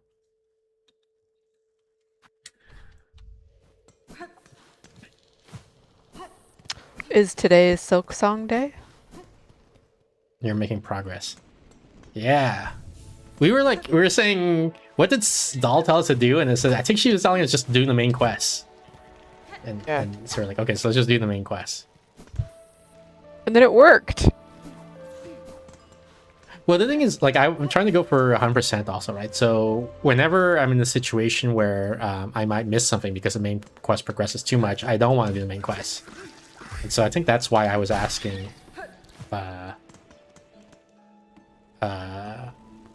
what do I do next? Because, like, it may not be do the main quest. It might be like, make sure you go talk to this guy before you do the main quest, or make sure, this or whatever. Yeah. Doll Empress is asking if she missed anything since last time. I was out of town. I watched for a bit, but I didn't get to see if you actually played last Thursday. We haven't played for like 100 years. We did not play last Thursday. Neb has had 100,000 just chatting topics. Like, so many. No, I think what happened was we got super stuck on the... what was the topic? We got super stuck on the first topic. Yeah. And we just stuck there for a long time. No, it was the quantum immortality. Yeah, quantum immortality, right? Anyway, this is the first time we played in a very long time. You've missed nothing. We've done nothing. We couldn't remember the game. But now we're making progress. Well, I mean, maybe.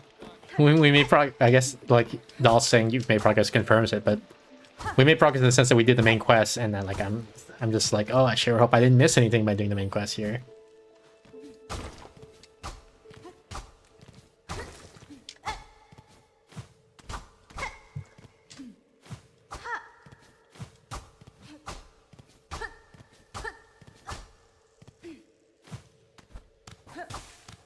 Steph was also telling me I'm very difficult to give hints to. Yeah, huh? And I was trying to say, okay, so, you know, how do I brainstorm with me? How do I help Doll give me hints since I'm so peculiar and difficult with my hints? Yeah, I think so too, says Doll. And so, why don't you explain to Doll the hidden object sparkles? I don't know if I can explain it that well, but... So, we sometimes play hidden object games on this thread, on this stream, channel, on yeah. this stream, thank you.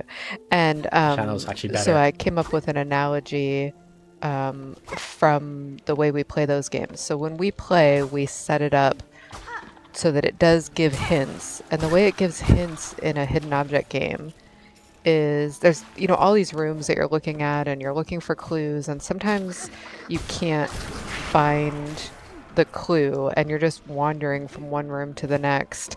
You Just can't being like, I'm not even sure what I'm looking for. Yeah, you can't find the item Yeah. that progresses a story. Like for example, you need Right. to get You just feel stuck. a ladder or something like that before it can proceed, or a cape, or you need to find the magic feather or whatever. But you don't even know Right. But necessarily you don't even what the item know is that you're that you looking need for. to find it. Yeah, exactly. You're just like, I can't Like do the anything. story Like there just don't won't seem to be any advance, open yeah, puzzles. until Right. you do the thing, but you don't know what it is you have to do. And that's frustrating for players. So the way that they have set it up on a lot of hidden object games is that the hint system will do, it will give, if you ask for a hint, it will put sparkles on the map in the room that you're supposed to go to. And it won't say what you're looking for It'll be or like where it is in that here. room. I'll say like go Yeah. here, for example, basically. It'll just basically say, go to the library, go to the leprechaun's house, go to, you know, whatever. And then you go there and you know at least where you're supposed to be. You don't know what you're looking for or how it will advance the plot or where in that room it's supposed to be. It literally just says, go to this location on the map. I think that's the kind of hint that Neb wants for. He doesn't want any kind of story or what you're supposed to be looking for or what your goal is or anything. He literally just wants the sparkles on the map that say, to make this story advance, don't leave this location until something happens. Yeah. And just like try everything in that location until something happens. Yeah. And we're sort of in this Which is, situation now, I think, right, unusual, but where yeah, I'm like, I can't figure out how to get to her. to that. So like, where do And I so, go? And so here's one so possibility. he wants Let me- like a location on the yeah. map. So here's some possibilities, right? You can say like, oh yeah, if you just go here, maybe there's a secret passage switch. You don't say there's a secret passage. You just like go here and then say, okay, so I'll go here and I'll look around and try to figure it out. Another possibility is you can't get to her, right? Maybe you need a key or something. So instead of saying you can't get to her, you say like, go here because this is where the key is to get to her or something like that, right? But you specifically don't say there's a key and you have to get it. Like, for him, that's a spoiler. Yeah. For me, I'd be like, thank you. Yeah. Love it. You just say Now like, I just know go, what to do. just go somewhere, right? Just where do I go to make the story move forward? Basically, is the idea.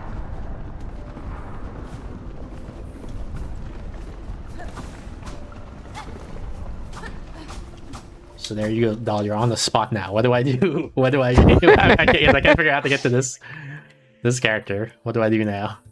Where do I go?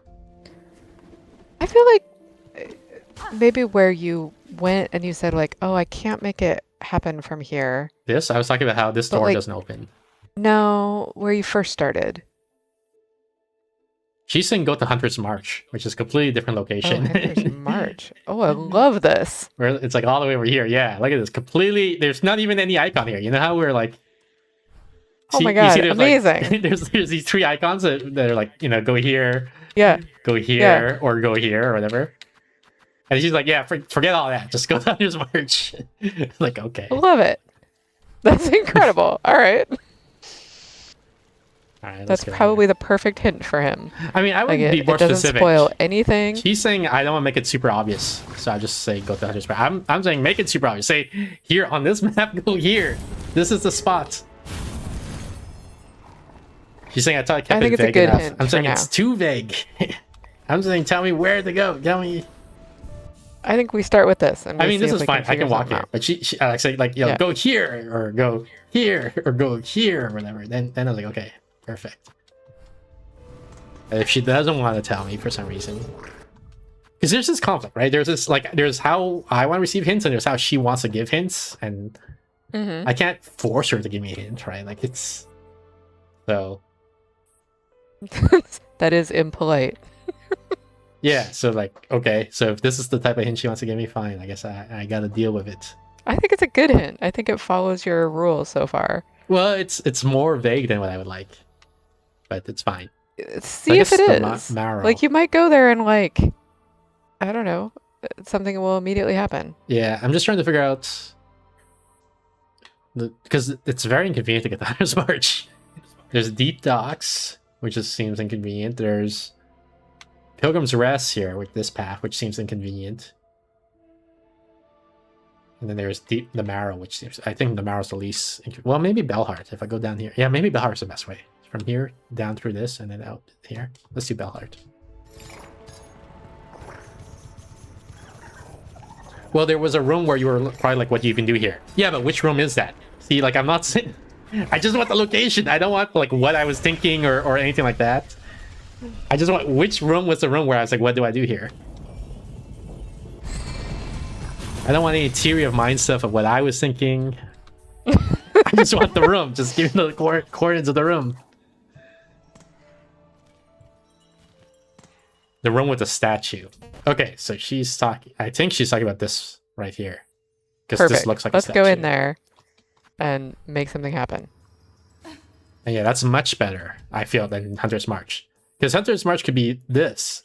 Or it could be this. And then like, like let's say I'm walking, I don't know, right? So I'm here, but we I'm were walking gonna along figure that here. out. Yeah, but what I want to avoid is like I spend time going here, dying like 5 times, and then sort of like, oh, it wasn't this. It wasn't here.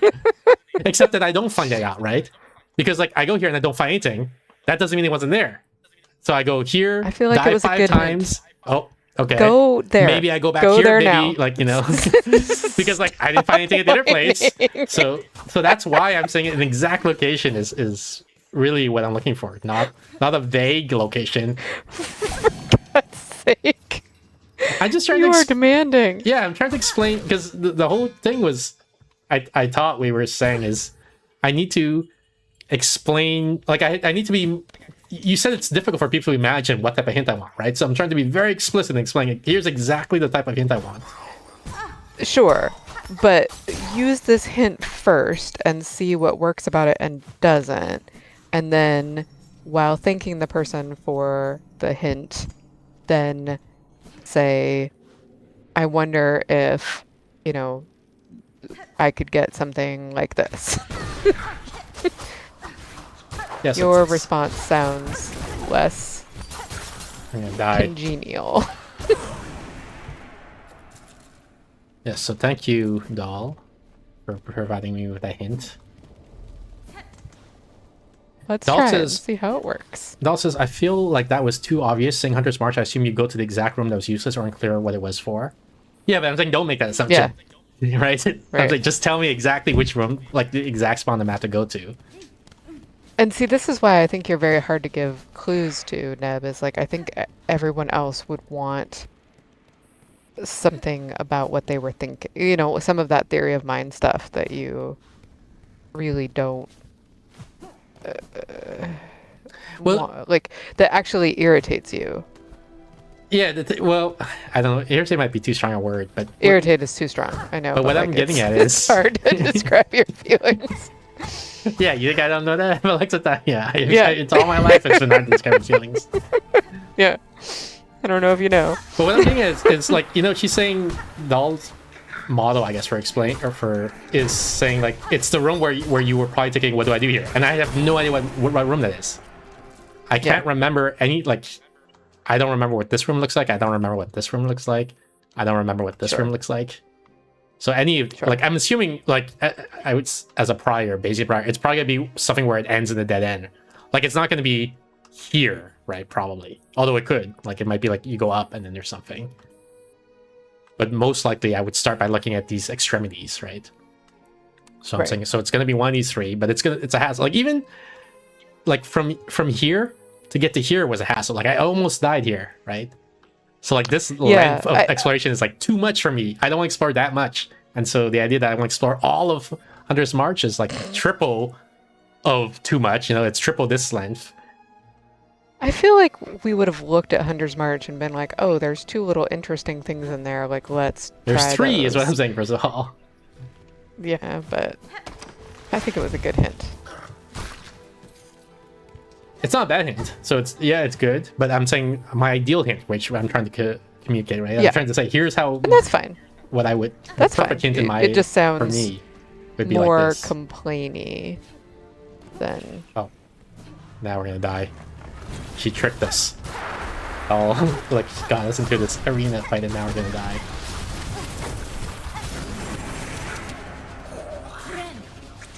Can't believe I got away with that. Oh my gosh.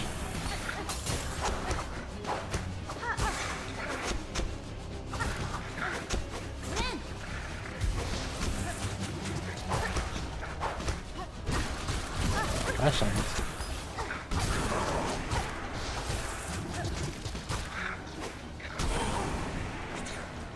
what is this guy? Oh, he's just normal, I guess. I thought he had this weird golden tinge on him. But then he turned into this dark mode, which is... I mean, the dark mode is weird for Act 1 and 2, but it's normal for Act 3.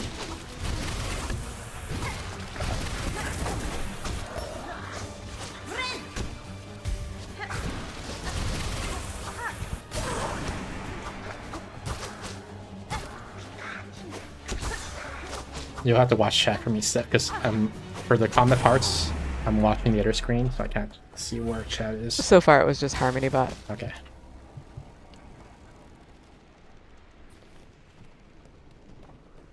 Normally, so I have two screens in my setup. One of them shows the actual game, like, which is to my left here. And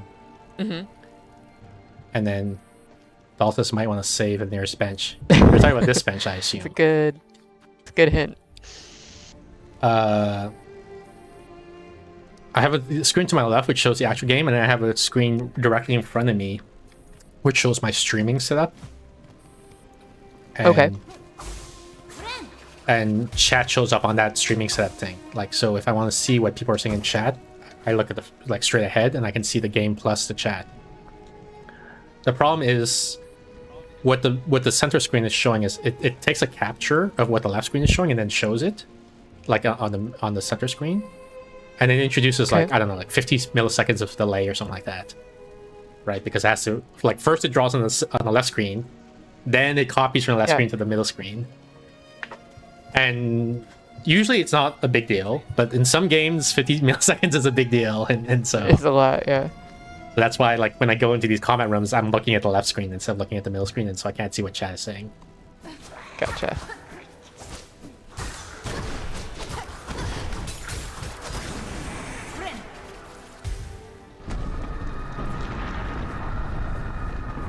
I wonder if there was a way for us to have known that Hunter's March was the right next thing to do here without a hint. Or, like, are people literally just wandering around the game for ages? Good question.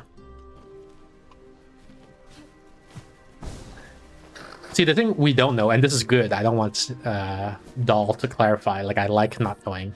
I don't know why she's telling us to go here, right? I don't know, is it because that's how you get to this girl? That or is she saying, like, there's a secret that you're gonna miss unless you do it, like, right now, and you go do this thing. Right, and you don't want to know that. Yeah.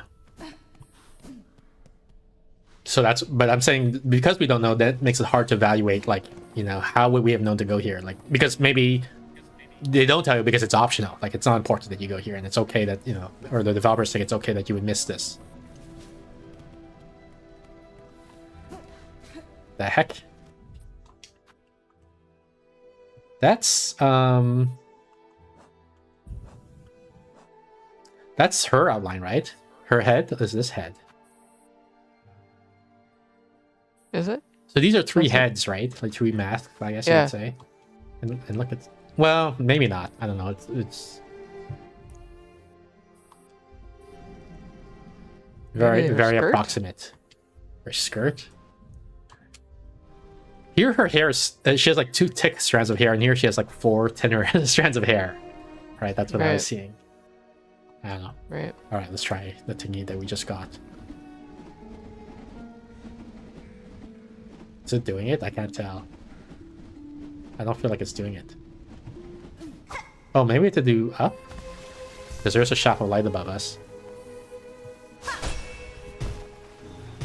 Ooh. Okay. It also says there's a very subtle hint and you may see it or you may not.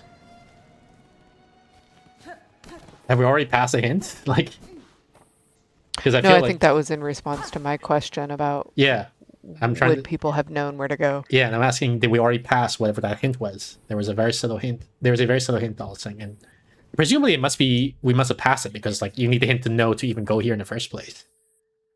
Right. So, nope, I respond to Steph. Nope, meaning we didn't pass it, so the hint is still to come.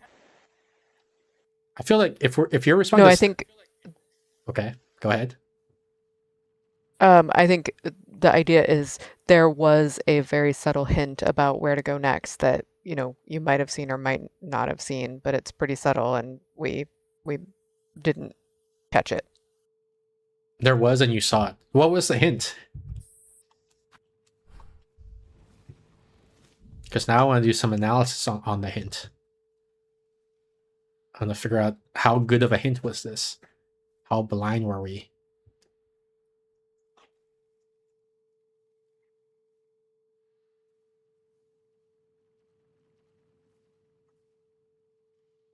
You figured out to use the shoot up ability because of light that was shining from above. Okay, but what was the hint that tells us to go to Hunter's March at all?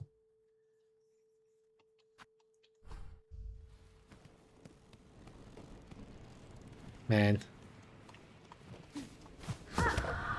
What the heck? Okay, it stops after that, I guess.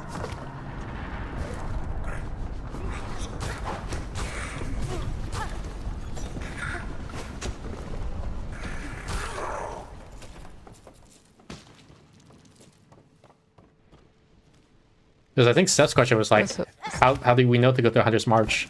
Or is it just like, what the heck? I'm Oh screaming. no. Okay, I'm back. Yikes. Well, it's a what was this room for kind of room, but they probably expect you to be curious enough to revisit. So it is just you go You everywhere. just kind of wander around forever. Wow. Yeah. Oops. That's amazing. That's a lot of... How the heck do you do this? What the... Oh, maybe like this. There we go. And what is this for? This? Yeah, I don't understand. Oof. I don't understand if there's something above here that I'm missing. Or we just go to the right and... Like, I don't know what this one red bouncy fruit is for. Oops. I'm gonna take damage, maybe. Oh, no, I recovered. I knew way before I had the ability that there was a light above in the statue that looks sus to me. Okay, so I'll just remember Gotcha. the statue. Just like... I completely taking forgot notes about or- it. Yeah, I completely did not remember Yeah. the statue. We haven't been playing consistently enough probably to remember stuff like that. That was a lever? I didn't even see the lever there. I was like, what the heck? Dead end.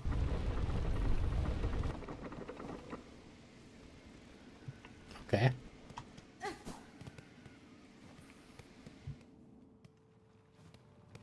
Are these guys friendly?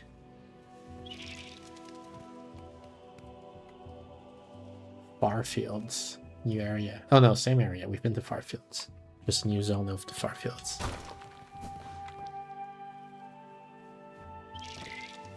I feel like I need to kill these guys for the journal, but I feel bad doing it.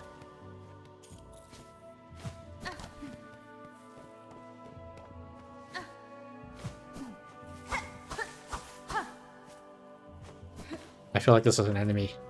Even though it looks very peaceful, I think I'm gonna take damage if I touch it. Oh fuck, it's not friendly! Holy shit!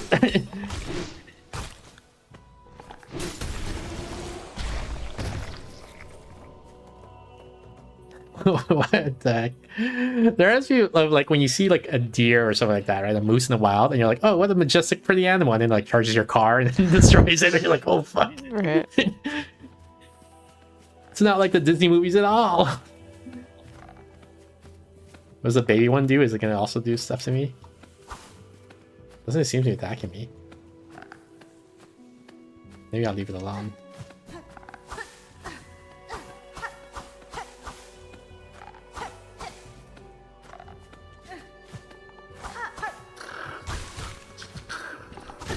Holy shit. Well,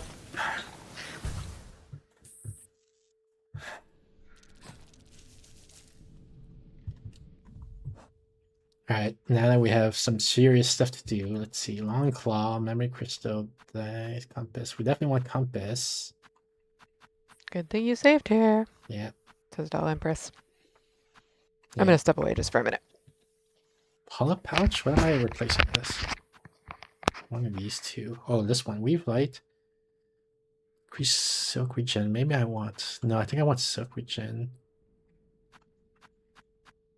Spool extender. Maybe this is what I want. Maybe this is better. Long claw.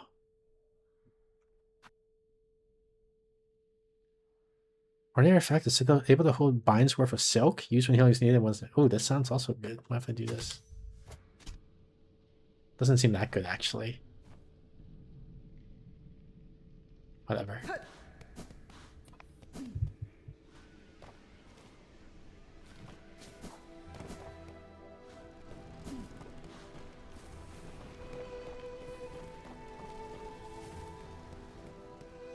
Oops.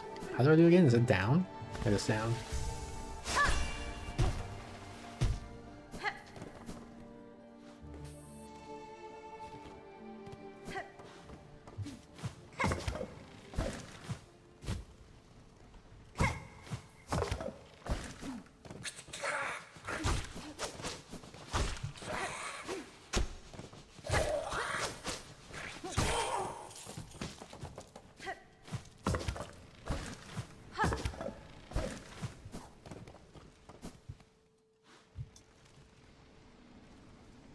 I could do this bench. This is closer. Let's do that bench. This is more annoying to get to. I don't think it's that much more annoying to get to, though. Is it? That's hard to tell now. It is a little bit far away. Oh, is it destroyed? Is there no bench here anymore? I guess we'll find out.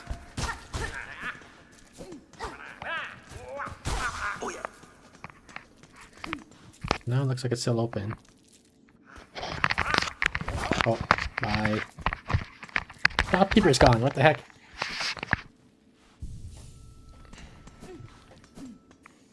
Right, what are we doing? It's found a closer bench, I think. Which is this one. Ah, nice. I don't actually know if it's closer, though. I feel like we'll see how annoying it is to get here.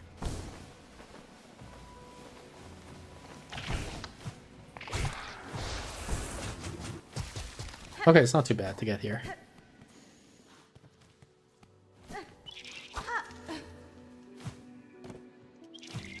I could kill any of the freaking birds.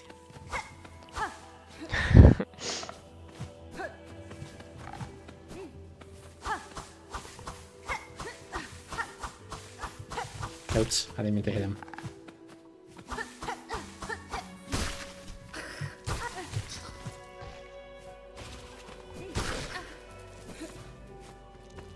What the heck? There's coins that came all the way from here? What died here? Like, this guy died. What did he die from?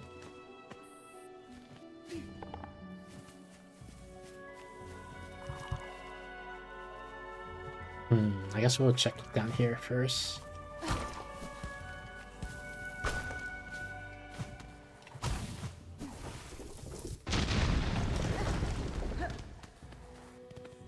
It's just money. Or shards. I think it's just shards. You like run away. I hate shards. I just never use them. I never use tools. I know. It was just so funny that you were just like, Well, the absolutely reason not. because they don't respawn. So, oh god, that was crap. So like I'm already in max shards, and if I break them, then like maybe I'll start using tools for this boss fight, and then let's say I run out of shards, and I can come back here and get some more. So that's why I Gotcha. explicitly avoid destroying those things. Shards, heck, exactly.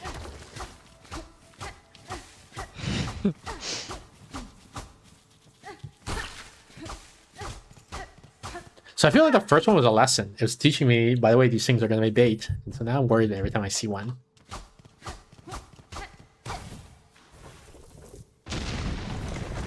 Every time you see what? One of those things. What things? The black radishes? Yeah, this thing. Oh, okay. Because I killed one, and then like I immediately got trapped.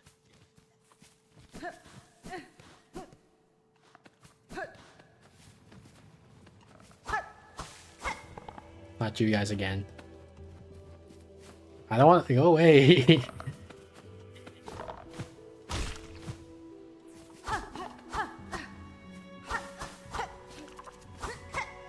Here's another one. Oh, it's evil.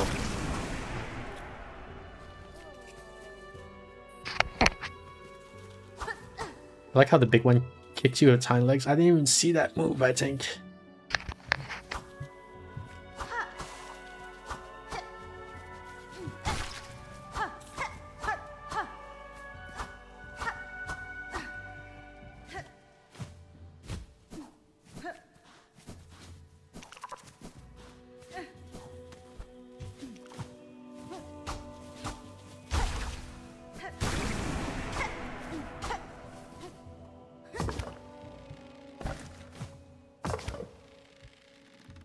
Oh, it lets you go after a while? I didn't know that.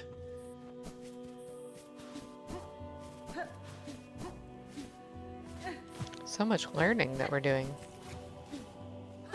Missed the freaking thing. Whatever. Go for the next one. Oh god, I missed. Oh god, I missed again. Oh, I fucked up.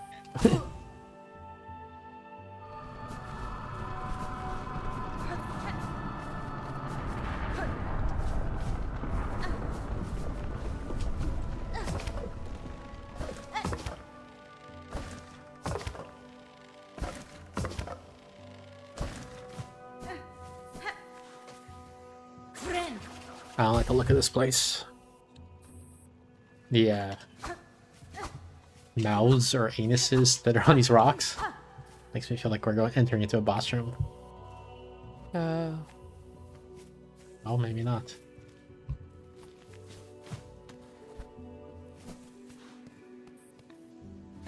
The giant skull in the background makes me think we're entering a boss room.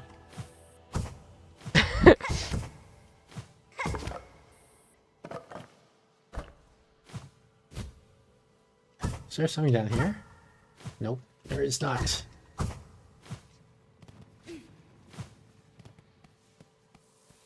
Do I dare? I guess What about entering into a rib cage? How's that make you feel? This is a freaking boss room every time. Yes, every time. Every room is a boss room.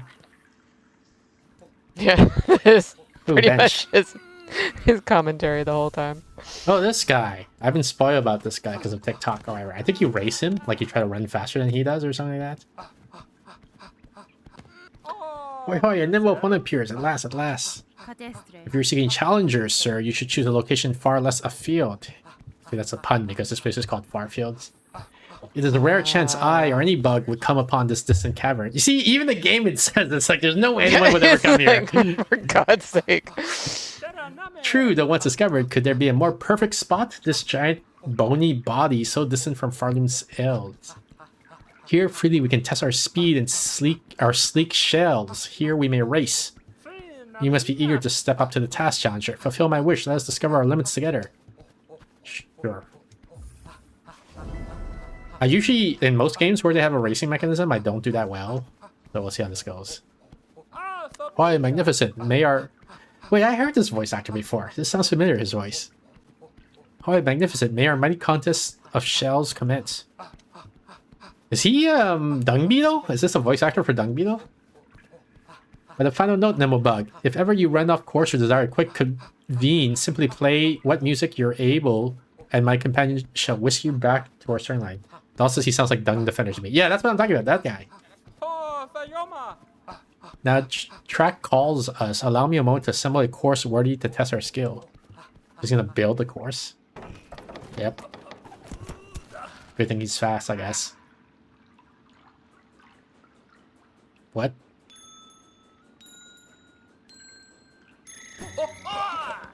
Wait, he just, oh, this is water? I thought this was, I mean, we can run on the water? I thought we were... I don't even know where we're supposed to go. Oh, I guess there's... Oh, shit. There's like a moth. There's a trail of moths that tells us which way to go, I think. Yeah, like just follow the sparkles. Don't let defeat wait on you, nimble bugs. Please summon challenge on us soar swift together again. Yes.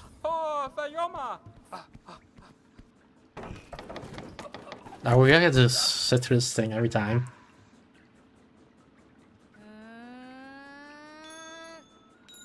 Okay, also it looks like the game doesn't let you do a false start, which is nice. Like I was pressing right early this time. Because some games are like if you go right too quickly. Fuck! It'll be like you start, you know, false start, whatever.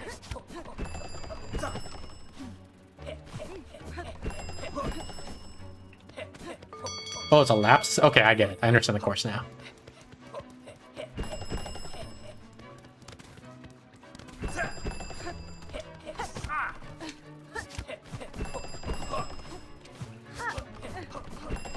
Is it faster to... Oops, wrong. I thought we... Gotcha. Does it... Can I reset? How do I reset? Here we go. You play whatever music you're able. I jumped down too early. I thought that was the last upper part. Right. I don't know if is it faster to dash, dash, dash, or is it faster to hold down, run, and just keep running? So here I'm holding down running, and he's... Yeah, he runs faster than me. But now I'm starting to catch up on him. Is it random? Because I feel like sometimes I catch up to him and sometimes I don't. Oh, I can hit him too? Apparently. You can fight dirty.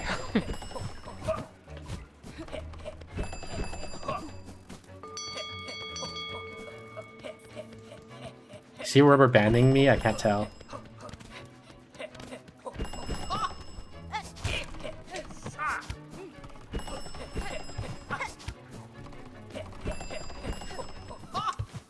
Gosh darn it.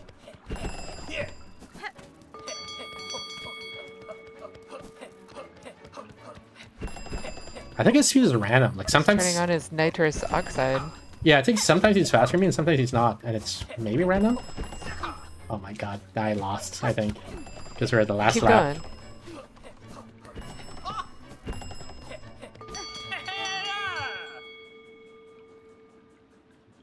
If you lose your way, you can play your needle in and the little bug takes you back to the start.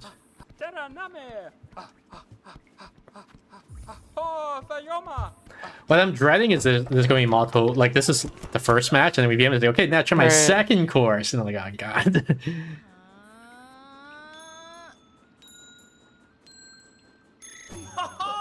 Yeah, now he's way I love faster that, than like me. your least favorite thing about this game is having to play more of the game. Yeah. I mean, there's a lot of games that are kind of like that. Yeah. Not just for me, I mean in general. Like, and because people will complain about games being too grindy. Right. And it depends on the game, like, that's true. But, like, one thing that's hard to delineate is... With that thing is, like, is that just part of the game? Right. What I mean by that is, like, I was... Usually when I do these debates on Reddit about game design or whatever, I use Dance Dance Revolution as an example because it's like very unusual as a game. So it's a good like test case for edge cases to see if your definitions, you know, generalize well or whatever.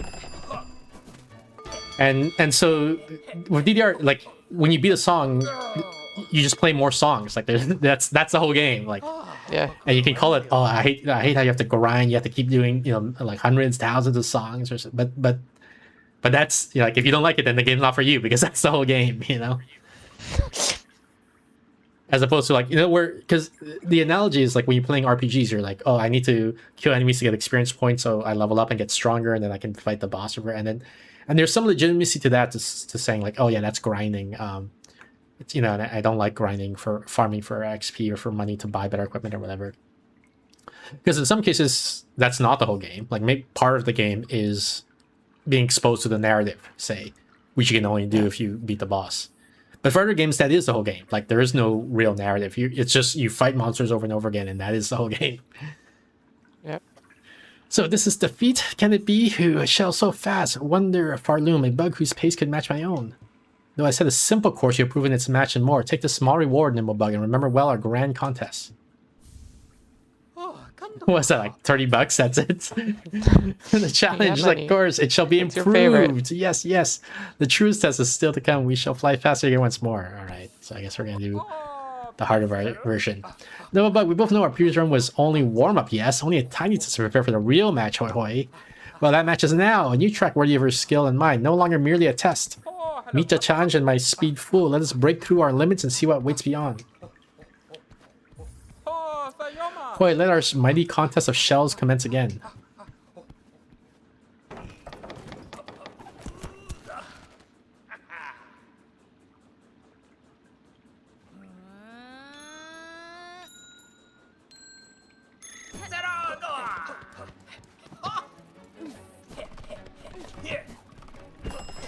Oh, shit. I didn't expect that. Okay. Now I know. Oh, God.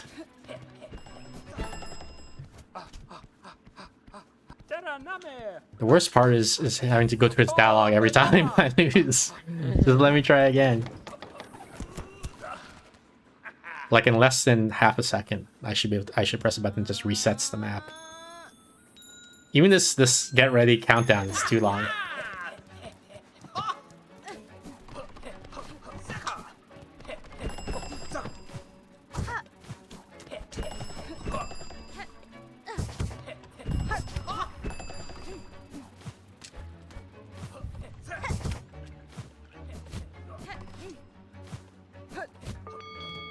Wow, he's like way ahead of me.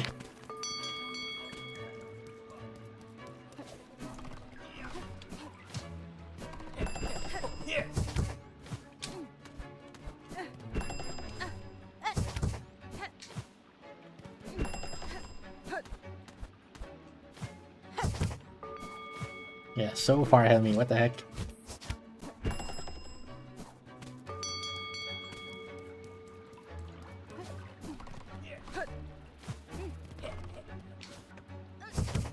I don't know if I want to do this. What's the reward for this? Or is it worth it, doll? Like, to do this? Or can I just move on and not do this part of the game?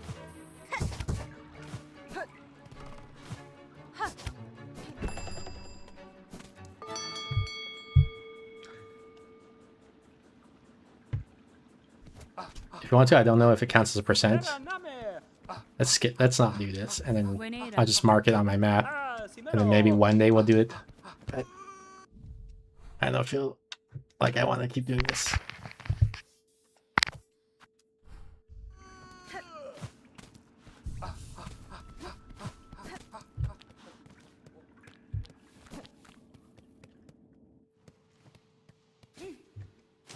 Okay, so there was a path upwards that I did not take.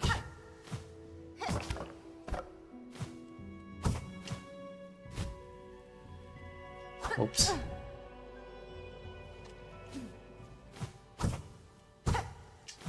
I wonder if I should use the weird charms, for, not the weird charm. Where's it going? I can't remember what they're called. Crest. Maybe I should use a weird crest to do that thing, because some of the crests lets you dash diagonally, and I wonder if that would let me move faster.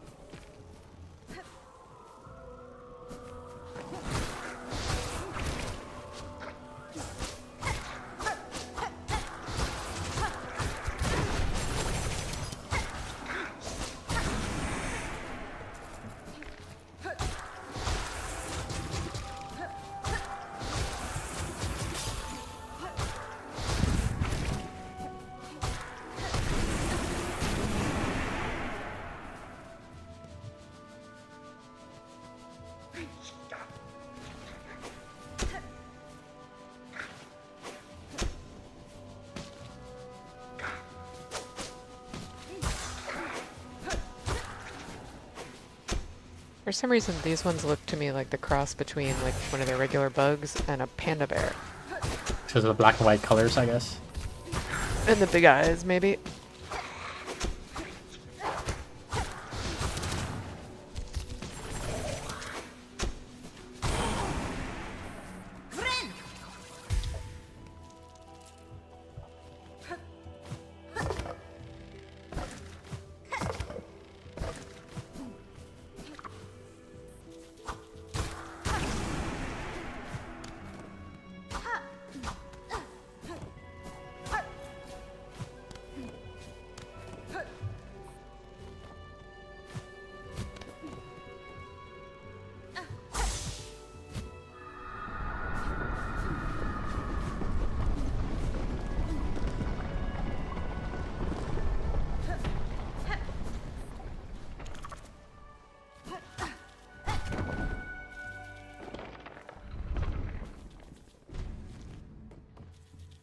I guess I've been here before, but I don't really recognize it.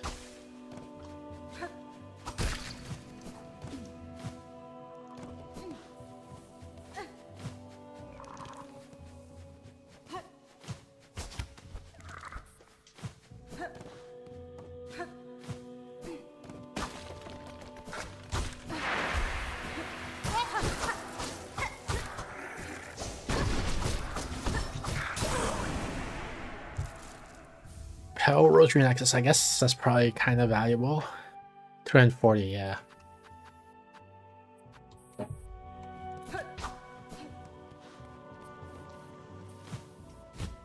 Oops. Felt too far.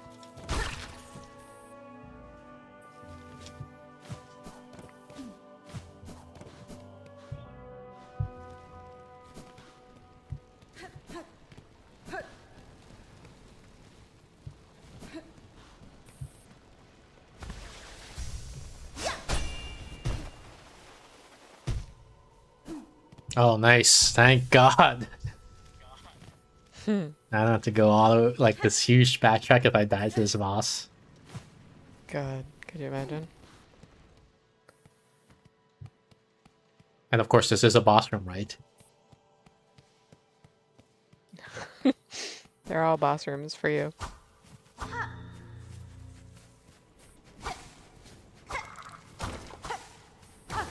Okay. I wasn't expecting this guy to be evil. We fought him before, but we never fought the evil version of him. Oops.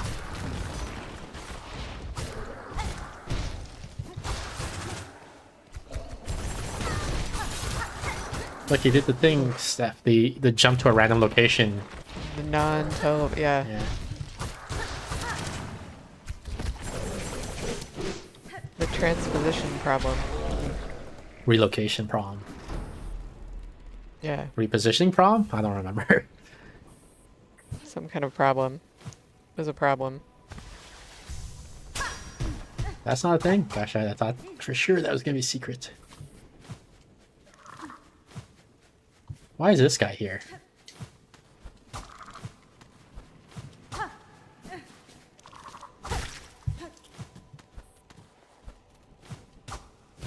Yeah, all the places that I think are gonna be secrets are not secrets. They're just like dead ends. Okay, boss time, I guess.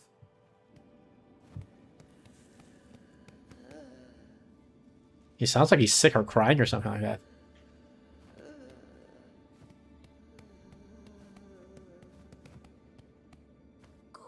Pale beast, bringing ruin. We had sensed it. You writing harsh our final fate. With power you come seeking, mine is fated mortal, time taken. Great one, I come not to see you as you are, rather I would have you recall what you were before the Pale Monarch, when once your heart beat bright and brave. I think it's fine if we fight him while he's weak. I think we don't need to see him in his prime. Beating heart I would take, though no my intent is worthy. I seek it only to save these lands, to break them free from this fatal sickness born of threat and void. Cha, if you may beast if you can, mine once was a power wild proud. Yeah, you don't have to prove it, I believe you. We can leave it. Just as you are is fine. Alright, whatever, let's do the thing, I guess.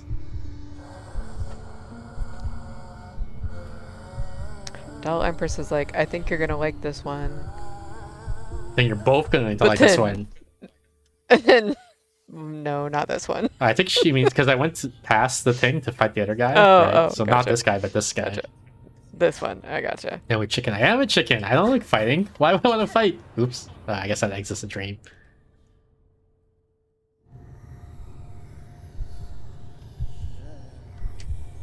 If Hollow taught me anything, it's like the dream versions of bosses are like the worst versions of the bosses. You want to fight the easy bosses when the real world, when they're old and sick and in their deathbed, reminiscing about the good old days. That's when you want to fight them. Like, I mean, you just look at like Zote in Colosseum and look at Zote in Bretta's Dream, right? Like that's how much of a difference it makes. Now you can have a chance. You made Act 3. The other thing is, like, I'm sort of being facetious here, but I don't really want a challenge, you know? Like, I forget what game I was playing. I was playing some other game, and then maybe it was like V Rising or something like that. And one of the someone came in the chat and they were like, "Oh yeah, you know, like it's a great skill expression challenge or learning or whatever." And I was like, I don't want to get better at the game. Like I just want to have a nice story, a nice narrative. You know, find out the lore, find out what happens. You're saying, like, you know, as you fight these bosses, you'll get better, you'll improve at your skill. And it's like, I don't want to improve. That's not what I'm playing this game for. Challenge. The music's already beautiful. Yeah.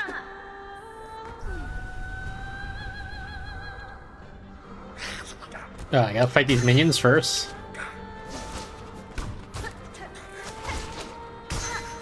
I'm getting lucky with my critical hits. Oops. You forgot that this lady is in her prime in her dream, so of course she has minions. Yeah, but like, kind of unfair, right? Like, why don't we 1v1? Why do I gotta fight like 1v20 or whatever it is? I don't think we've seen these guys before. This is a new enemy. You should have brought your own minions. Or been in your prime. I think you joke, but you can do that, I think, in this game. It's just we never found out how. But you can, like, bring things to help you. Gosh, wow, I can't believe he didn't fly into me there. Yeah, no, well, bring your own minion. I'm trying. Doll, be one of my minions. Come join me. Scar Singer? Carmelita? Oh. Wow, this one's beautiful.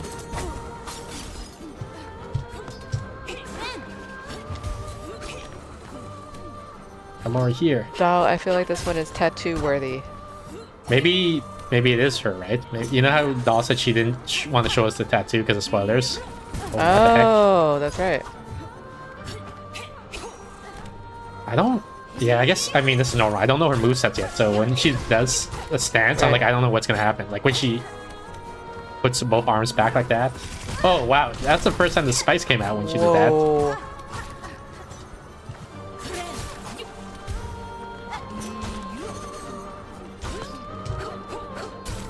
Oops.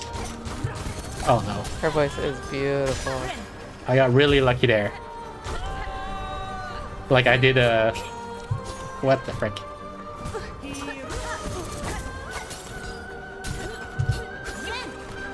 I don't remember what I did. I did something and then the blue dice happened.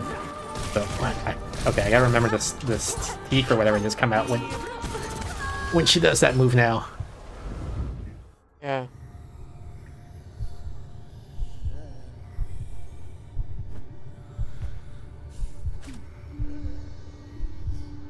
This charge up sequence is too long too. Just let me get back into the fight.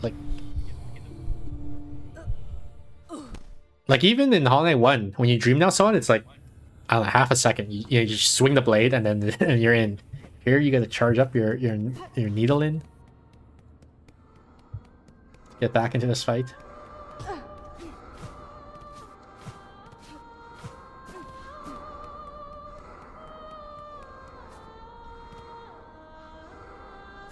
Do I have to fight the low guys again, or is it gonna be straight to her?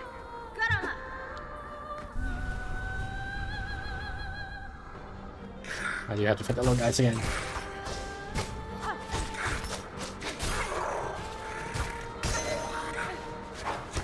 Oops, I didn't see that other guy.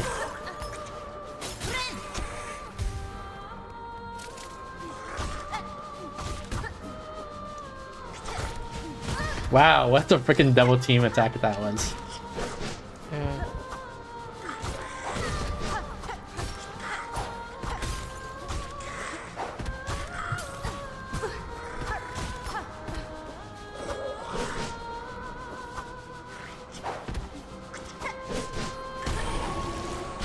I want him to attack so I can heal him. Because they usually don't attack twice in a row really quickly. Especially right. So wait for him to attack, because then I know he won't attack for at least like 1 second, maybe 0.75 seconds, which gives me a chance to heal. Yep. I don't recognize that attack. Also, she always does this, the teeth thing, even in phase 1. Why did I not notice that the first time she did that? These are kind of random.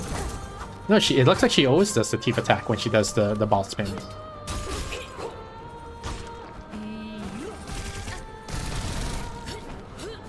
Gosh darn it. I need to recognize when she's gonna throw or when she's gonna do the ball thing.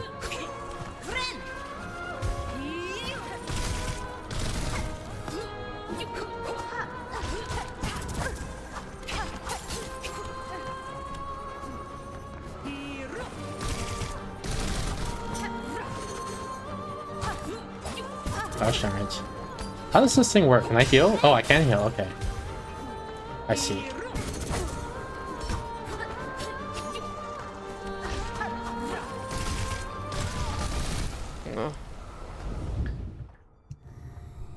Is it good or do I want the other tank? Let's see. Oh, there's no bench here either, is there? So I can't even change my loadout. That sucks too. Whatever.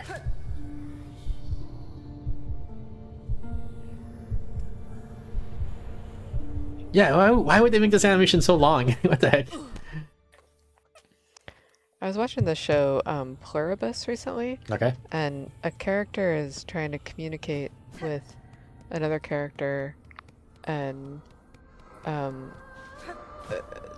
the character has left a voicemail message, and the character keeps having to call and listen to the voicemail message and then leave her message.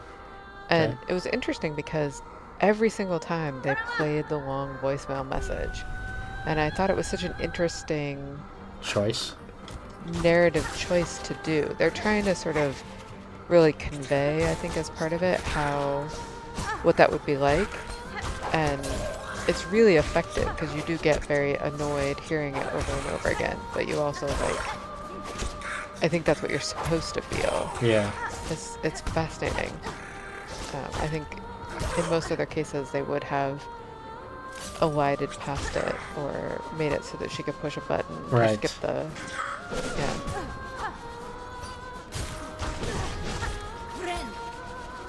We did, I mean, you and I, we have talked about in the past about sometimes game designers make a section annoying on purpose for a specific effect. Yeah. But and I think that's what I was thinking of as I was watching it, is that conversation that we had. But this specific example right here, I'm not sure about, of making me sit through the charging animation before entering her dreams. Yeah. Every time.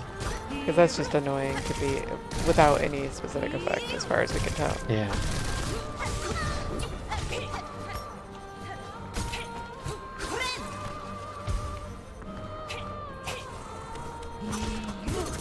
I need to learn this tell. What the heck?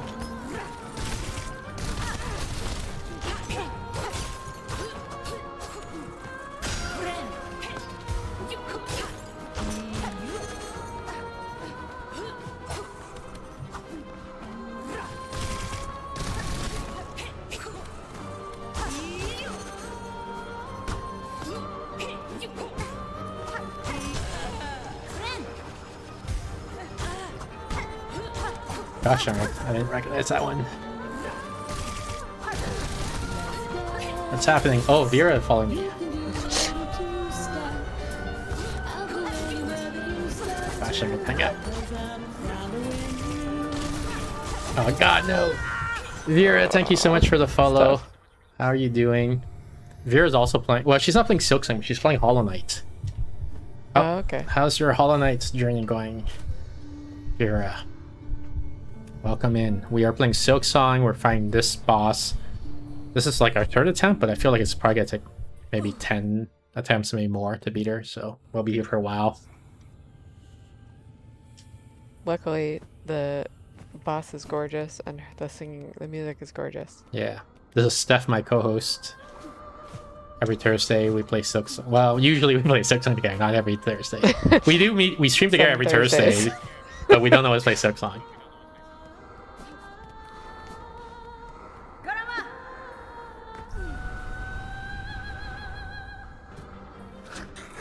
I think Vera has a similar setup to you and me, Steph. Like, she's always streaming with, I think his name is Beep? Is that right? Beep?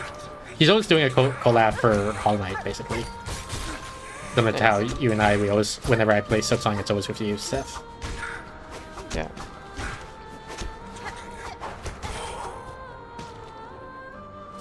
Oops. Sorry, can you read me what Vera says? They're cool. Because I'm in the middle of the fight, I can't see. Hi, Nubu and Steph. Going to play soon, actually. Yeah, we are using Stream together with Beep. Nice. Gosh darn it, he got me.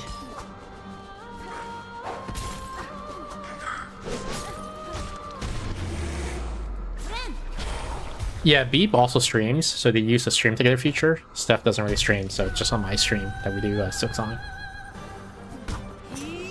Correct. But that could change, right? Maybe one day Steph is going to start streaming. Nope.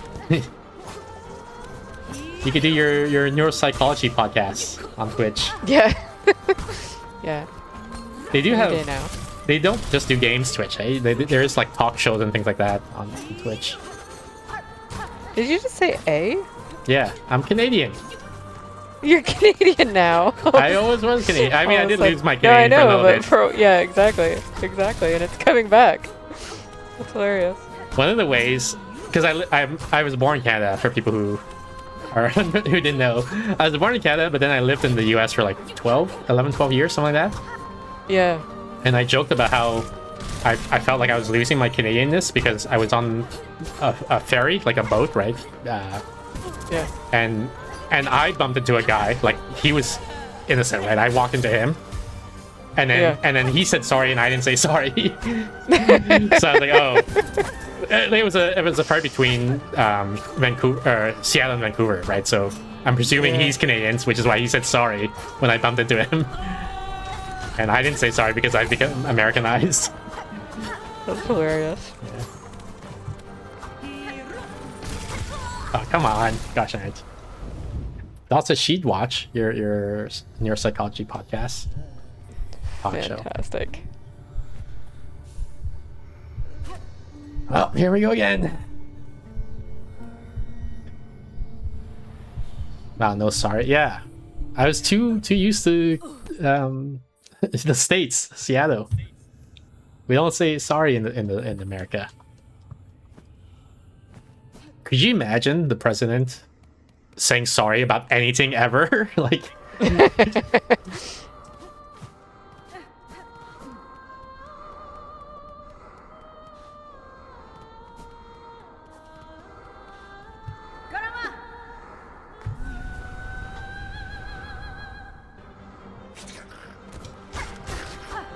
I feel bad for that guy on the left who spawns in, because like my first move is just like immediately dash left and hit twice, and he's dead before he even does a single move. Oh man. He's like, you know, those old kung fu movies, like, you know, the first guy who just gets his ass kicked right off the bat by the protagonist. The level set how strong the protagonist is.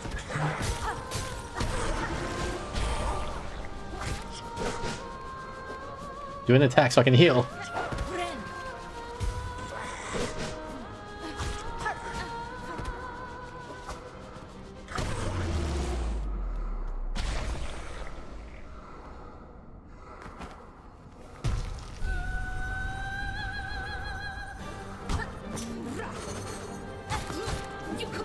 Gosh darn it.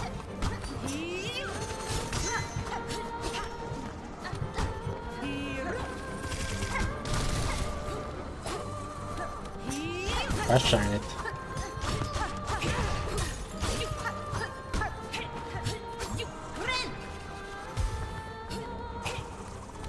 Could have healed there. Actually, there's a lot of healing opportunities in this fight, I feel like. This is like a very generous fight. Relatively speaking. Like, almost all of her moves, there's a huge delay afterwards, so you have a ton of time to heal.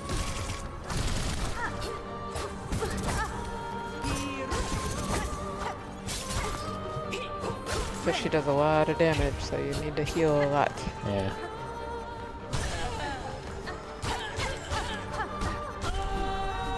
I thought she was gonna do something, so I ran away, but she was just doing her phase 2 announcement, so I should have just kept hitting her.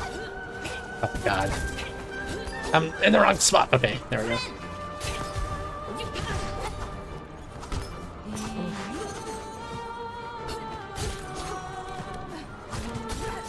What the heck? New move, okay. Whoa. Bro, I'd be dead already. It's a tough game, Silksong. I feel like it's more difficult. I think the consensus is Silksong is more difficult combat-wise It's so hard. than Hollow Knight. So, like the fights are so hard. the joke is that Hollow Knight is the tutorial to Silksong. So you beat Hollow Knight, and now you're ready to start Silksong as like having learned the basics.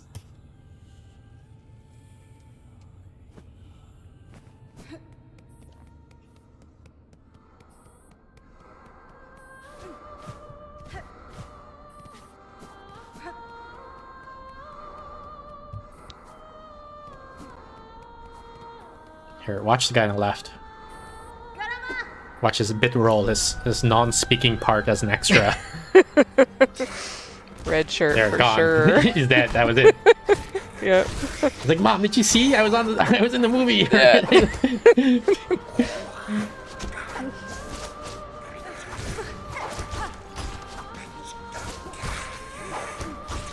Oops.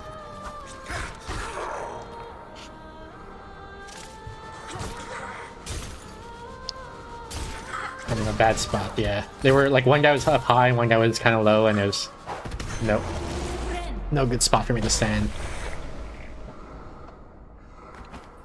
Oh, did you see Doll Empress said she loves this fight if truly feels like a Hollow Knight boss?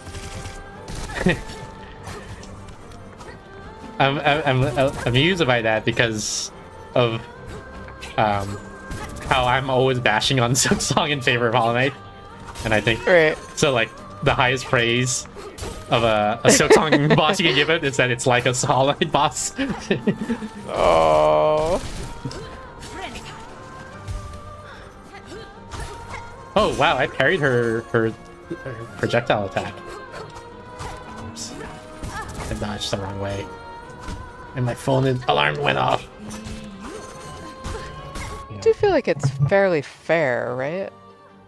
Yeah, I mean, she is doing the thing that the guy criticized in the video, like the random front dash. Yeah. Like, I'm walking up to her, and then, like, you know, I'm gonna walk up to hit her, and then all of a sudden she dashes into me. Like, without a tell, I feel like. Or maybe I'm just not noticing the tell, I don't know. But the point is, I'm like, well, I just took damage, and I don't know why. The thing is, like, because of my level of familiarity with this boss, when I take damage and I don't know why, I assume it's because I haven't recognized the tell yet, right? I haven't learned. But I guess these guys in the video essays, they're like veteran players, so they're confidently saying, no, there is no tell. Like, you know, it's not that I didn't know this, it's just that the game isn't fair. Yeah. Which I don't know how I feel about that term, fair, right? I think the video essay guys might be reasonable, but in a lot of Reddit discussions, for example, I feel like people use fairness as a unfalsifiable generic complaint. Like, it's not well defined. I was using it. Okay, yeah, go ahead. Oh, I've been reading a mystery that talks a lot about the golden age of mysteries, which were categorized by fair play rules. Yes. And those rules weren't, like, morally fair. It's more just like these were the rules that would allow the reader to the best chance to do something, you know, just kind Yeah. of solve the mystery Yeah. with the protagonist. The idea for mystery novels is that, in principle, the reader could have also solved it given with the information that was provided, right? That's Right. the So every general- clue has to be shown to the reader. You know, it can't be. You have to keep identical twins who to a minimum. It can't be supernatural. It can't be a ghost.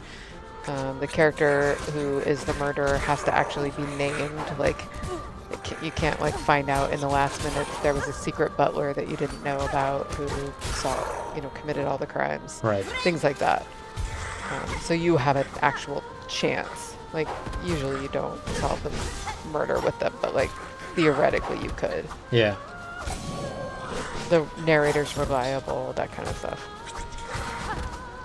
Yeah, and one of the things that's part of that is relatable, I guess, to my criticism of the term fair in video game discussion is that there's like a vague gesturing at the same concepts, but it's not like a hard fast rule and like or agreement about what exactly constitutes fair versus not fair. Right. In those, the argument that the author of the current book that I'm reading is making is that there was sort of this, one of the guys in the club, these mystery writers like Agatha Christie, literally formed a club, and one of them who was in the club, his name was Ronald Knox, he sent down a list of like 10 rules, and he's saying those are kind of the fair play rules. Versus, have a great rest of your stream. Gonna play Hollow Knight now. Bye, Steph, Nebu. All right, Vira, see you later. Thank you. Awesome. Thanks for stopping by. Have a great stream. Yeah, but like even then, it's just like the opinion of these like 10, 20 authors, right? Like, Yeah. and there's probably like, thousands of mystery authors, some of whom Right. might like the general sentiment, but quibble on the specific rules, and some might say I don't like the rules at all, and I'm gonna do it my own way or whatever. Yeah. So it's not that it's not completely arbitrary. There is some consensus. We're all gesturing at the same ideas, or a lot of us are gesturing at the same ideas. Yeah. In the same way that like when we talk about fairness, I actually think it's a little bit weaker and more vague in video games. Like, I don't think somebody has written down, the 10 rules of what it means to be fair, for example. Or, like, at least, nobody authoritative has. Surely, like, some random blogger has, but...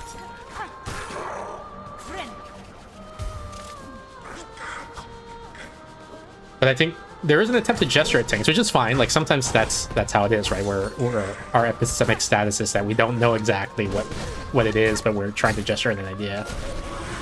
Yeah. But I think sometimes people are acting as if it's way more well-established than it is. It's just because, like, a lot of this is informal Reddit banter, right? So, like, there's no, like, academic norms of being rigorous in your reasoning and all that, so that's part of the problem. Yeah. But,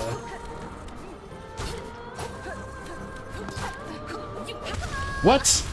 I didn't realize I was that low on health. What the heck? I thought I had a few more hits I could take. You did not.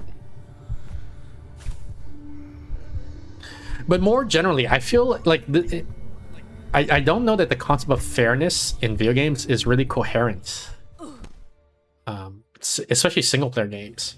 Like, when there's multiple players and the players are in competition with each other, it's usually easier to talk about what's fair and what's not, right? Because you can say, like, statistically, is one player more likely to win than the other? Two players of equal skill level is one more like if not, then you say, okay, there's a fairness problem there. Mm-hmm. But when it's one player versus like a fictional narrative, it's like you can do, depending on what experience the designer wants to create for the player, you can do anything, right? Like, and so that's why like it's not clear to me what this fairness idea means. Even right, and I was using it in the way that I think the guy was making that video to say that there's no way for your intentional action to contribute to your victory. Like in a non-fair play mystery novel, if it's, you know, totally random, you might accidentally kind of guess the right answer. Yeah. But there's no way for you to intentionally guess the right answer if they don't play by the rule, the fair play rules. And so I was just using fair to mean like, if you introduce randomness, there's no way for your intentional actions to control the outcome. Yeah, but I guess what I'm objecting to is claiming the label fair for that definition. Sure, exactly. And that's just because the word has a lot of different associations, right? And I was just trying to clarify what mine was. Yeah. No, it's not. Yeah. I'm happy with your usage of it. I'm saying the video guy essay. Him calling using the label fair for that, I feel like is too presumptuous. Like I wish he would have chosen a less a more neutral word. Yeah, like a word that isn't going to trigger so much argument about its definition. Like because the thing is, he has a definition in mind, and then he has to choose a label for that definition. Yeah. Which is fine. That part's fine. But it's just I think he made a bad choice about the label he chose. Right, because it's overloaded with associations. Right.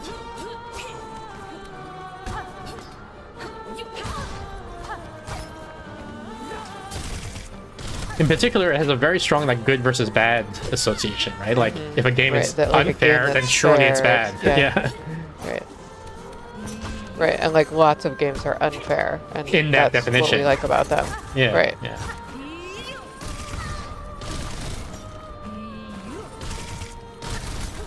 Because there's definitely like I don't know, but if Silksong would be good in this way, like if Silksong would be good if it were unfair in the way that this guy is complaining about.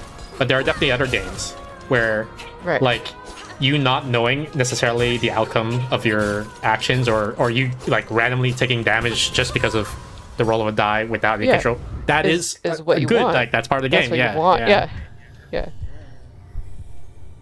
So that's why like using the term fair just like it's too much, you know. Yeah.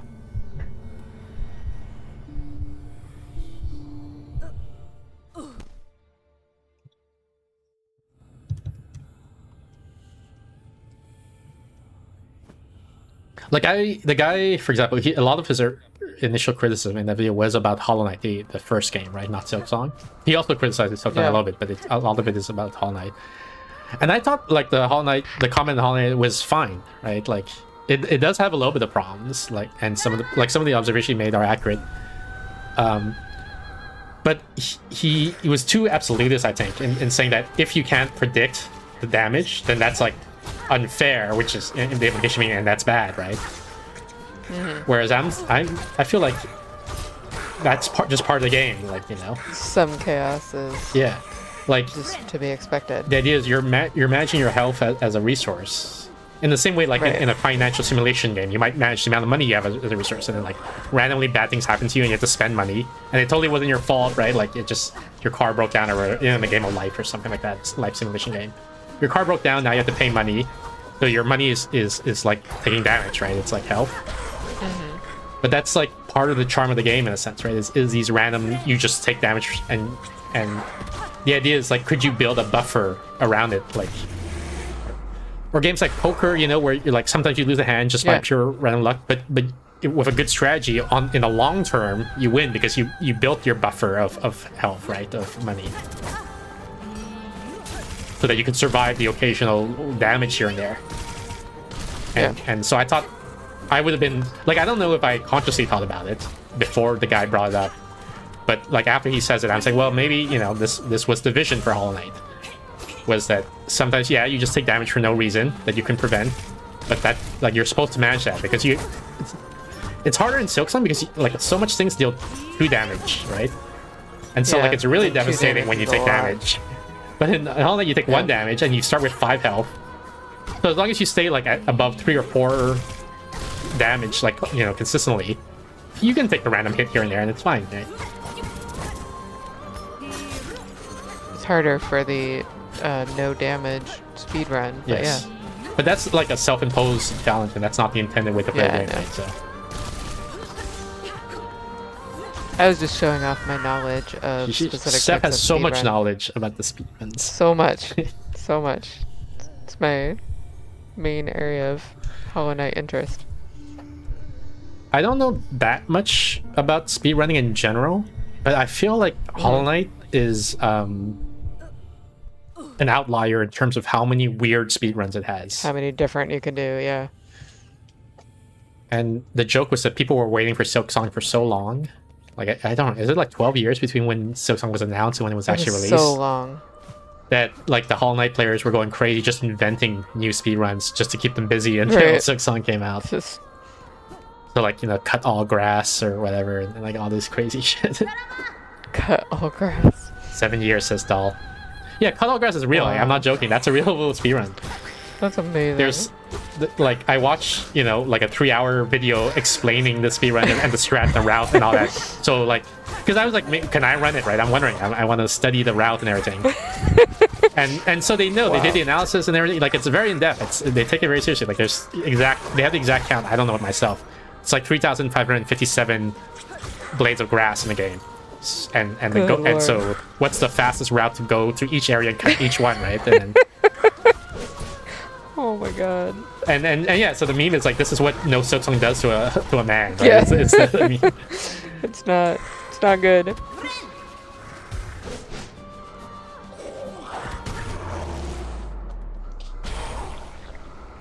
And there's missable grass too, because there's some rooms where you go in there's like a cutscene. You're in a room, and then you talk to a guy, and then you exit the room, and you can never re-enter the room again.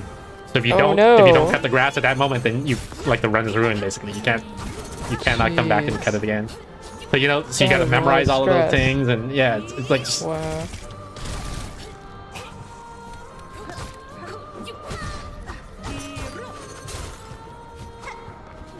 oh no! I was like waiting. I wanted her to do an attack so I could heal, so I was like waiting for that, and then the attack she happened to do killed me. Okay, maybe I'll do, I don't know, 2 or 3 more attempts, and then we'll probably give up for tonight. Okay. Just we are Why don't getting. you try winning? Oh yeah. Why didn't you say that earlier, Steph? What the heck? Yeah. Sorry, I didn't think you wanted the hint. Gosh dang it. Just tell me what to do. Just tell me. I'm just gonna put huge sparkles around this room.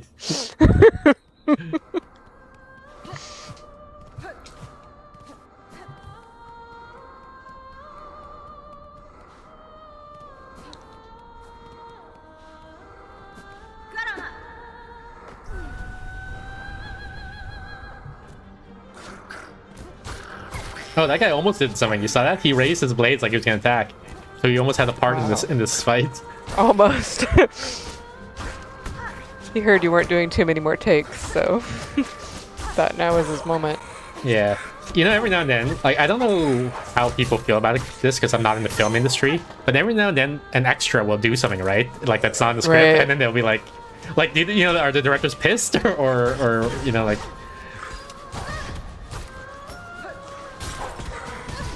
The extras are often particularly trying to get speaking lines. Yeah, because if they do, they get inducted into the actor guild or whatever, right? Exactly. That's what he was trying to do. Yeah, so I mean, I feel like, just again, I'm not in the film industry, so I have no idea. But my Bayesian prior is most directors are pissed and they don't like it.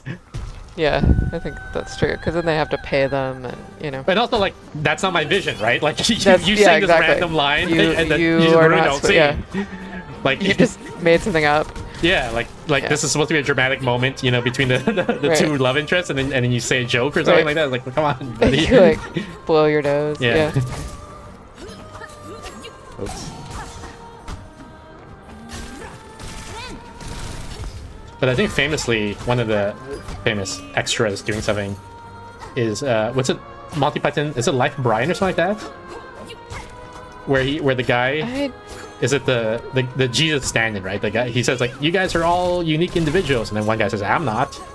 That was an extra that made up that line. Nice. And then they liked it and they kept it in. That's fun.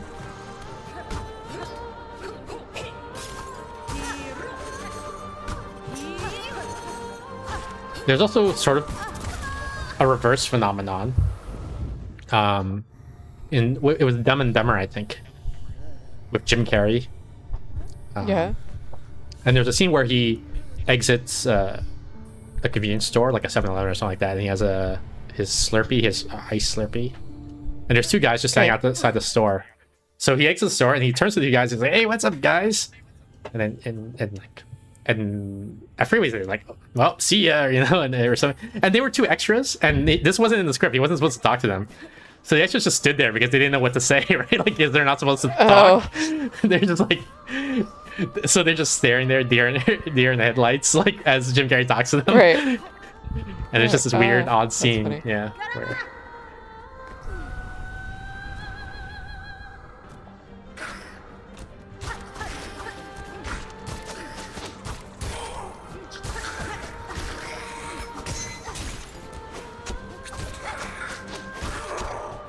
This guy was literally off screen, the flying guy. He flew up into whatever this region is, and then he was like invisible, and then threw a spear from there. And so I was like, where the hell did that spear come from? And I was like, oh, the guy's still alive.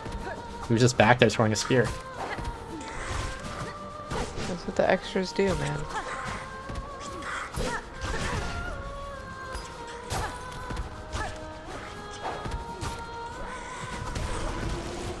Do an attack so I can heal. Another one. Better one where I'm not in the bear. Okay, there we go.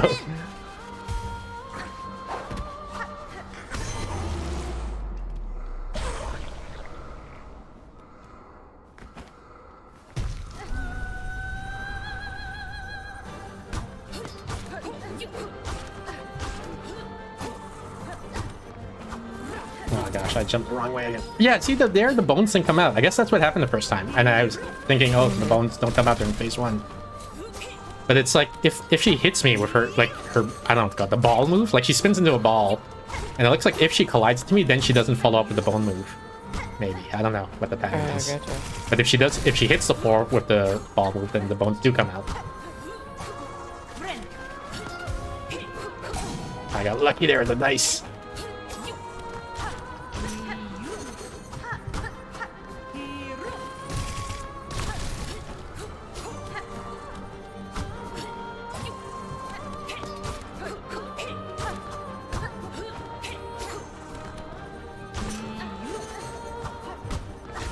I'm giving her too much room too, like, because I don't have a good feel for how far her attacks go. So I back up like way too far, so it takes me too long to get close to her to do the follow-up attack. Right, to do damage to her, yeah. I don't know if healing there was a good idea. I was only 1 damage, and it made me lose opportunities to deal more damage to her.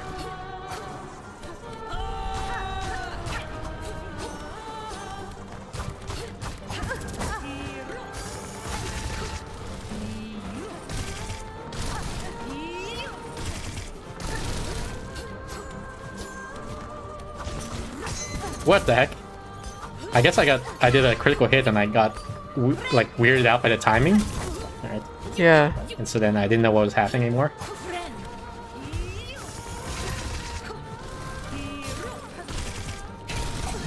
Wow, that was damage from me.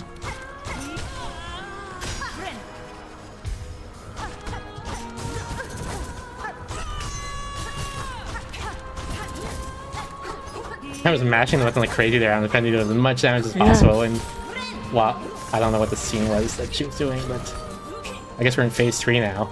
She screamed again. Oh wow, okay, so she does double that too. Gosh darn it! Oh man, it was going so good. I was like, I don't want to say anything. You still have enough to heal again? Yeah, but it's also like maybe I need 2 heals to finish the fight, right? And not just 1 more heal to finish the fight. Because I don't know how many phases she has, right? Like that was phase 3. Is that the last one? I have no idea, right? Maybe she has 5 phases. Who knows?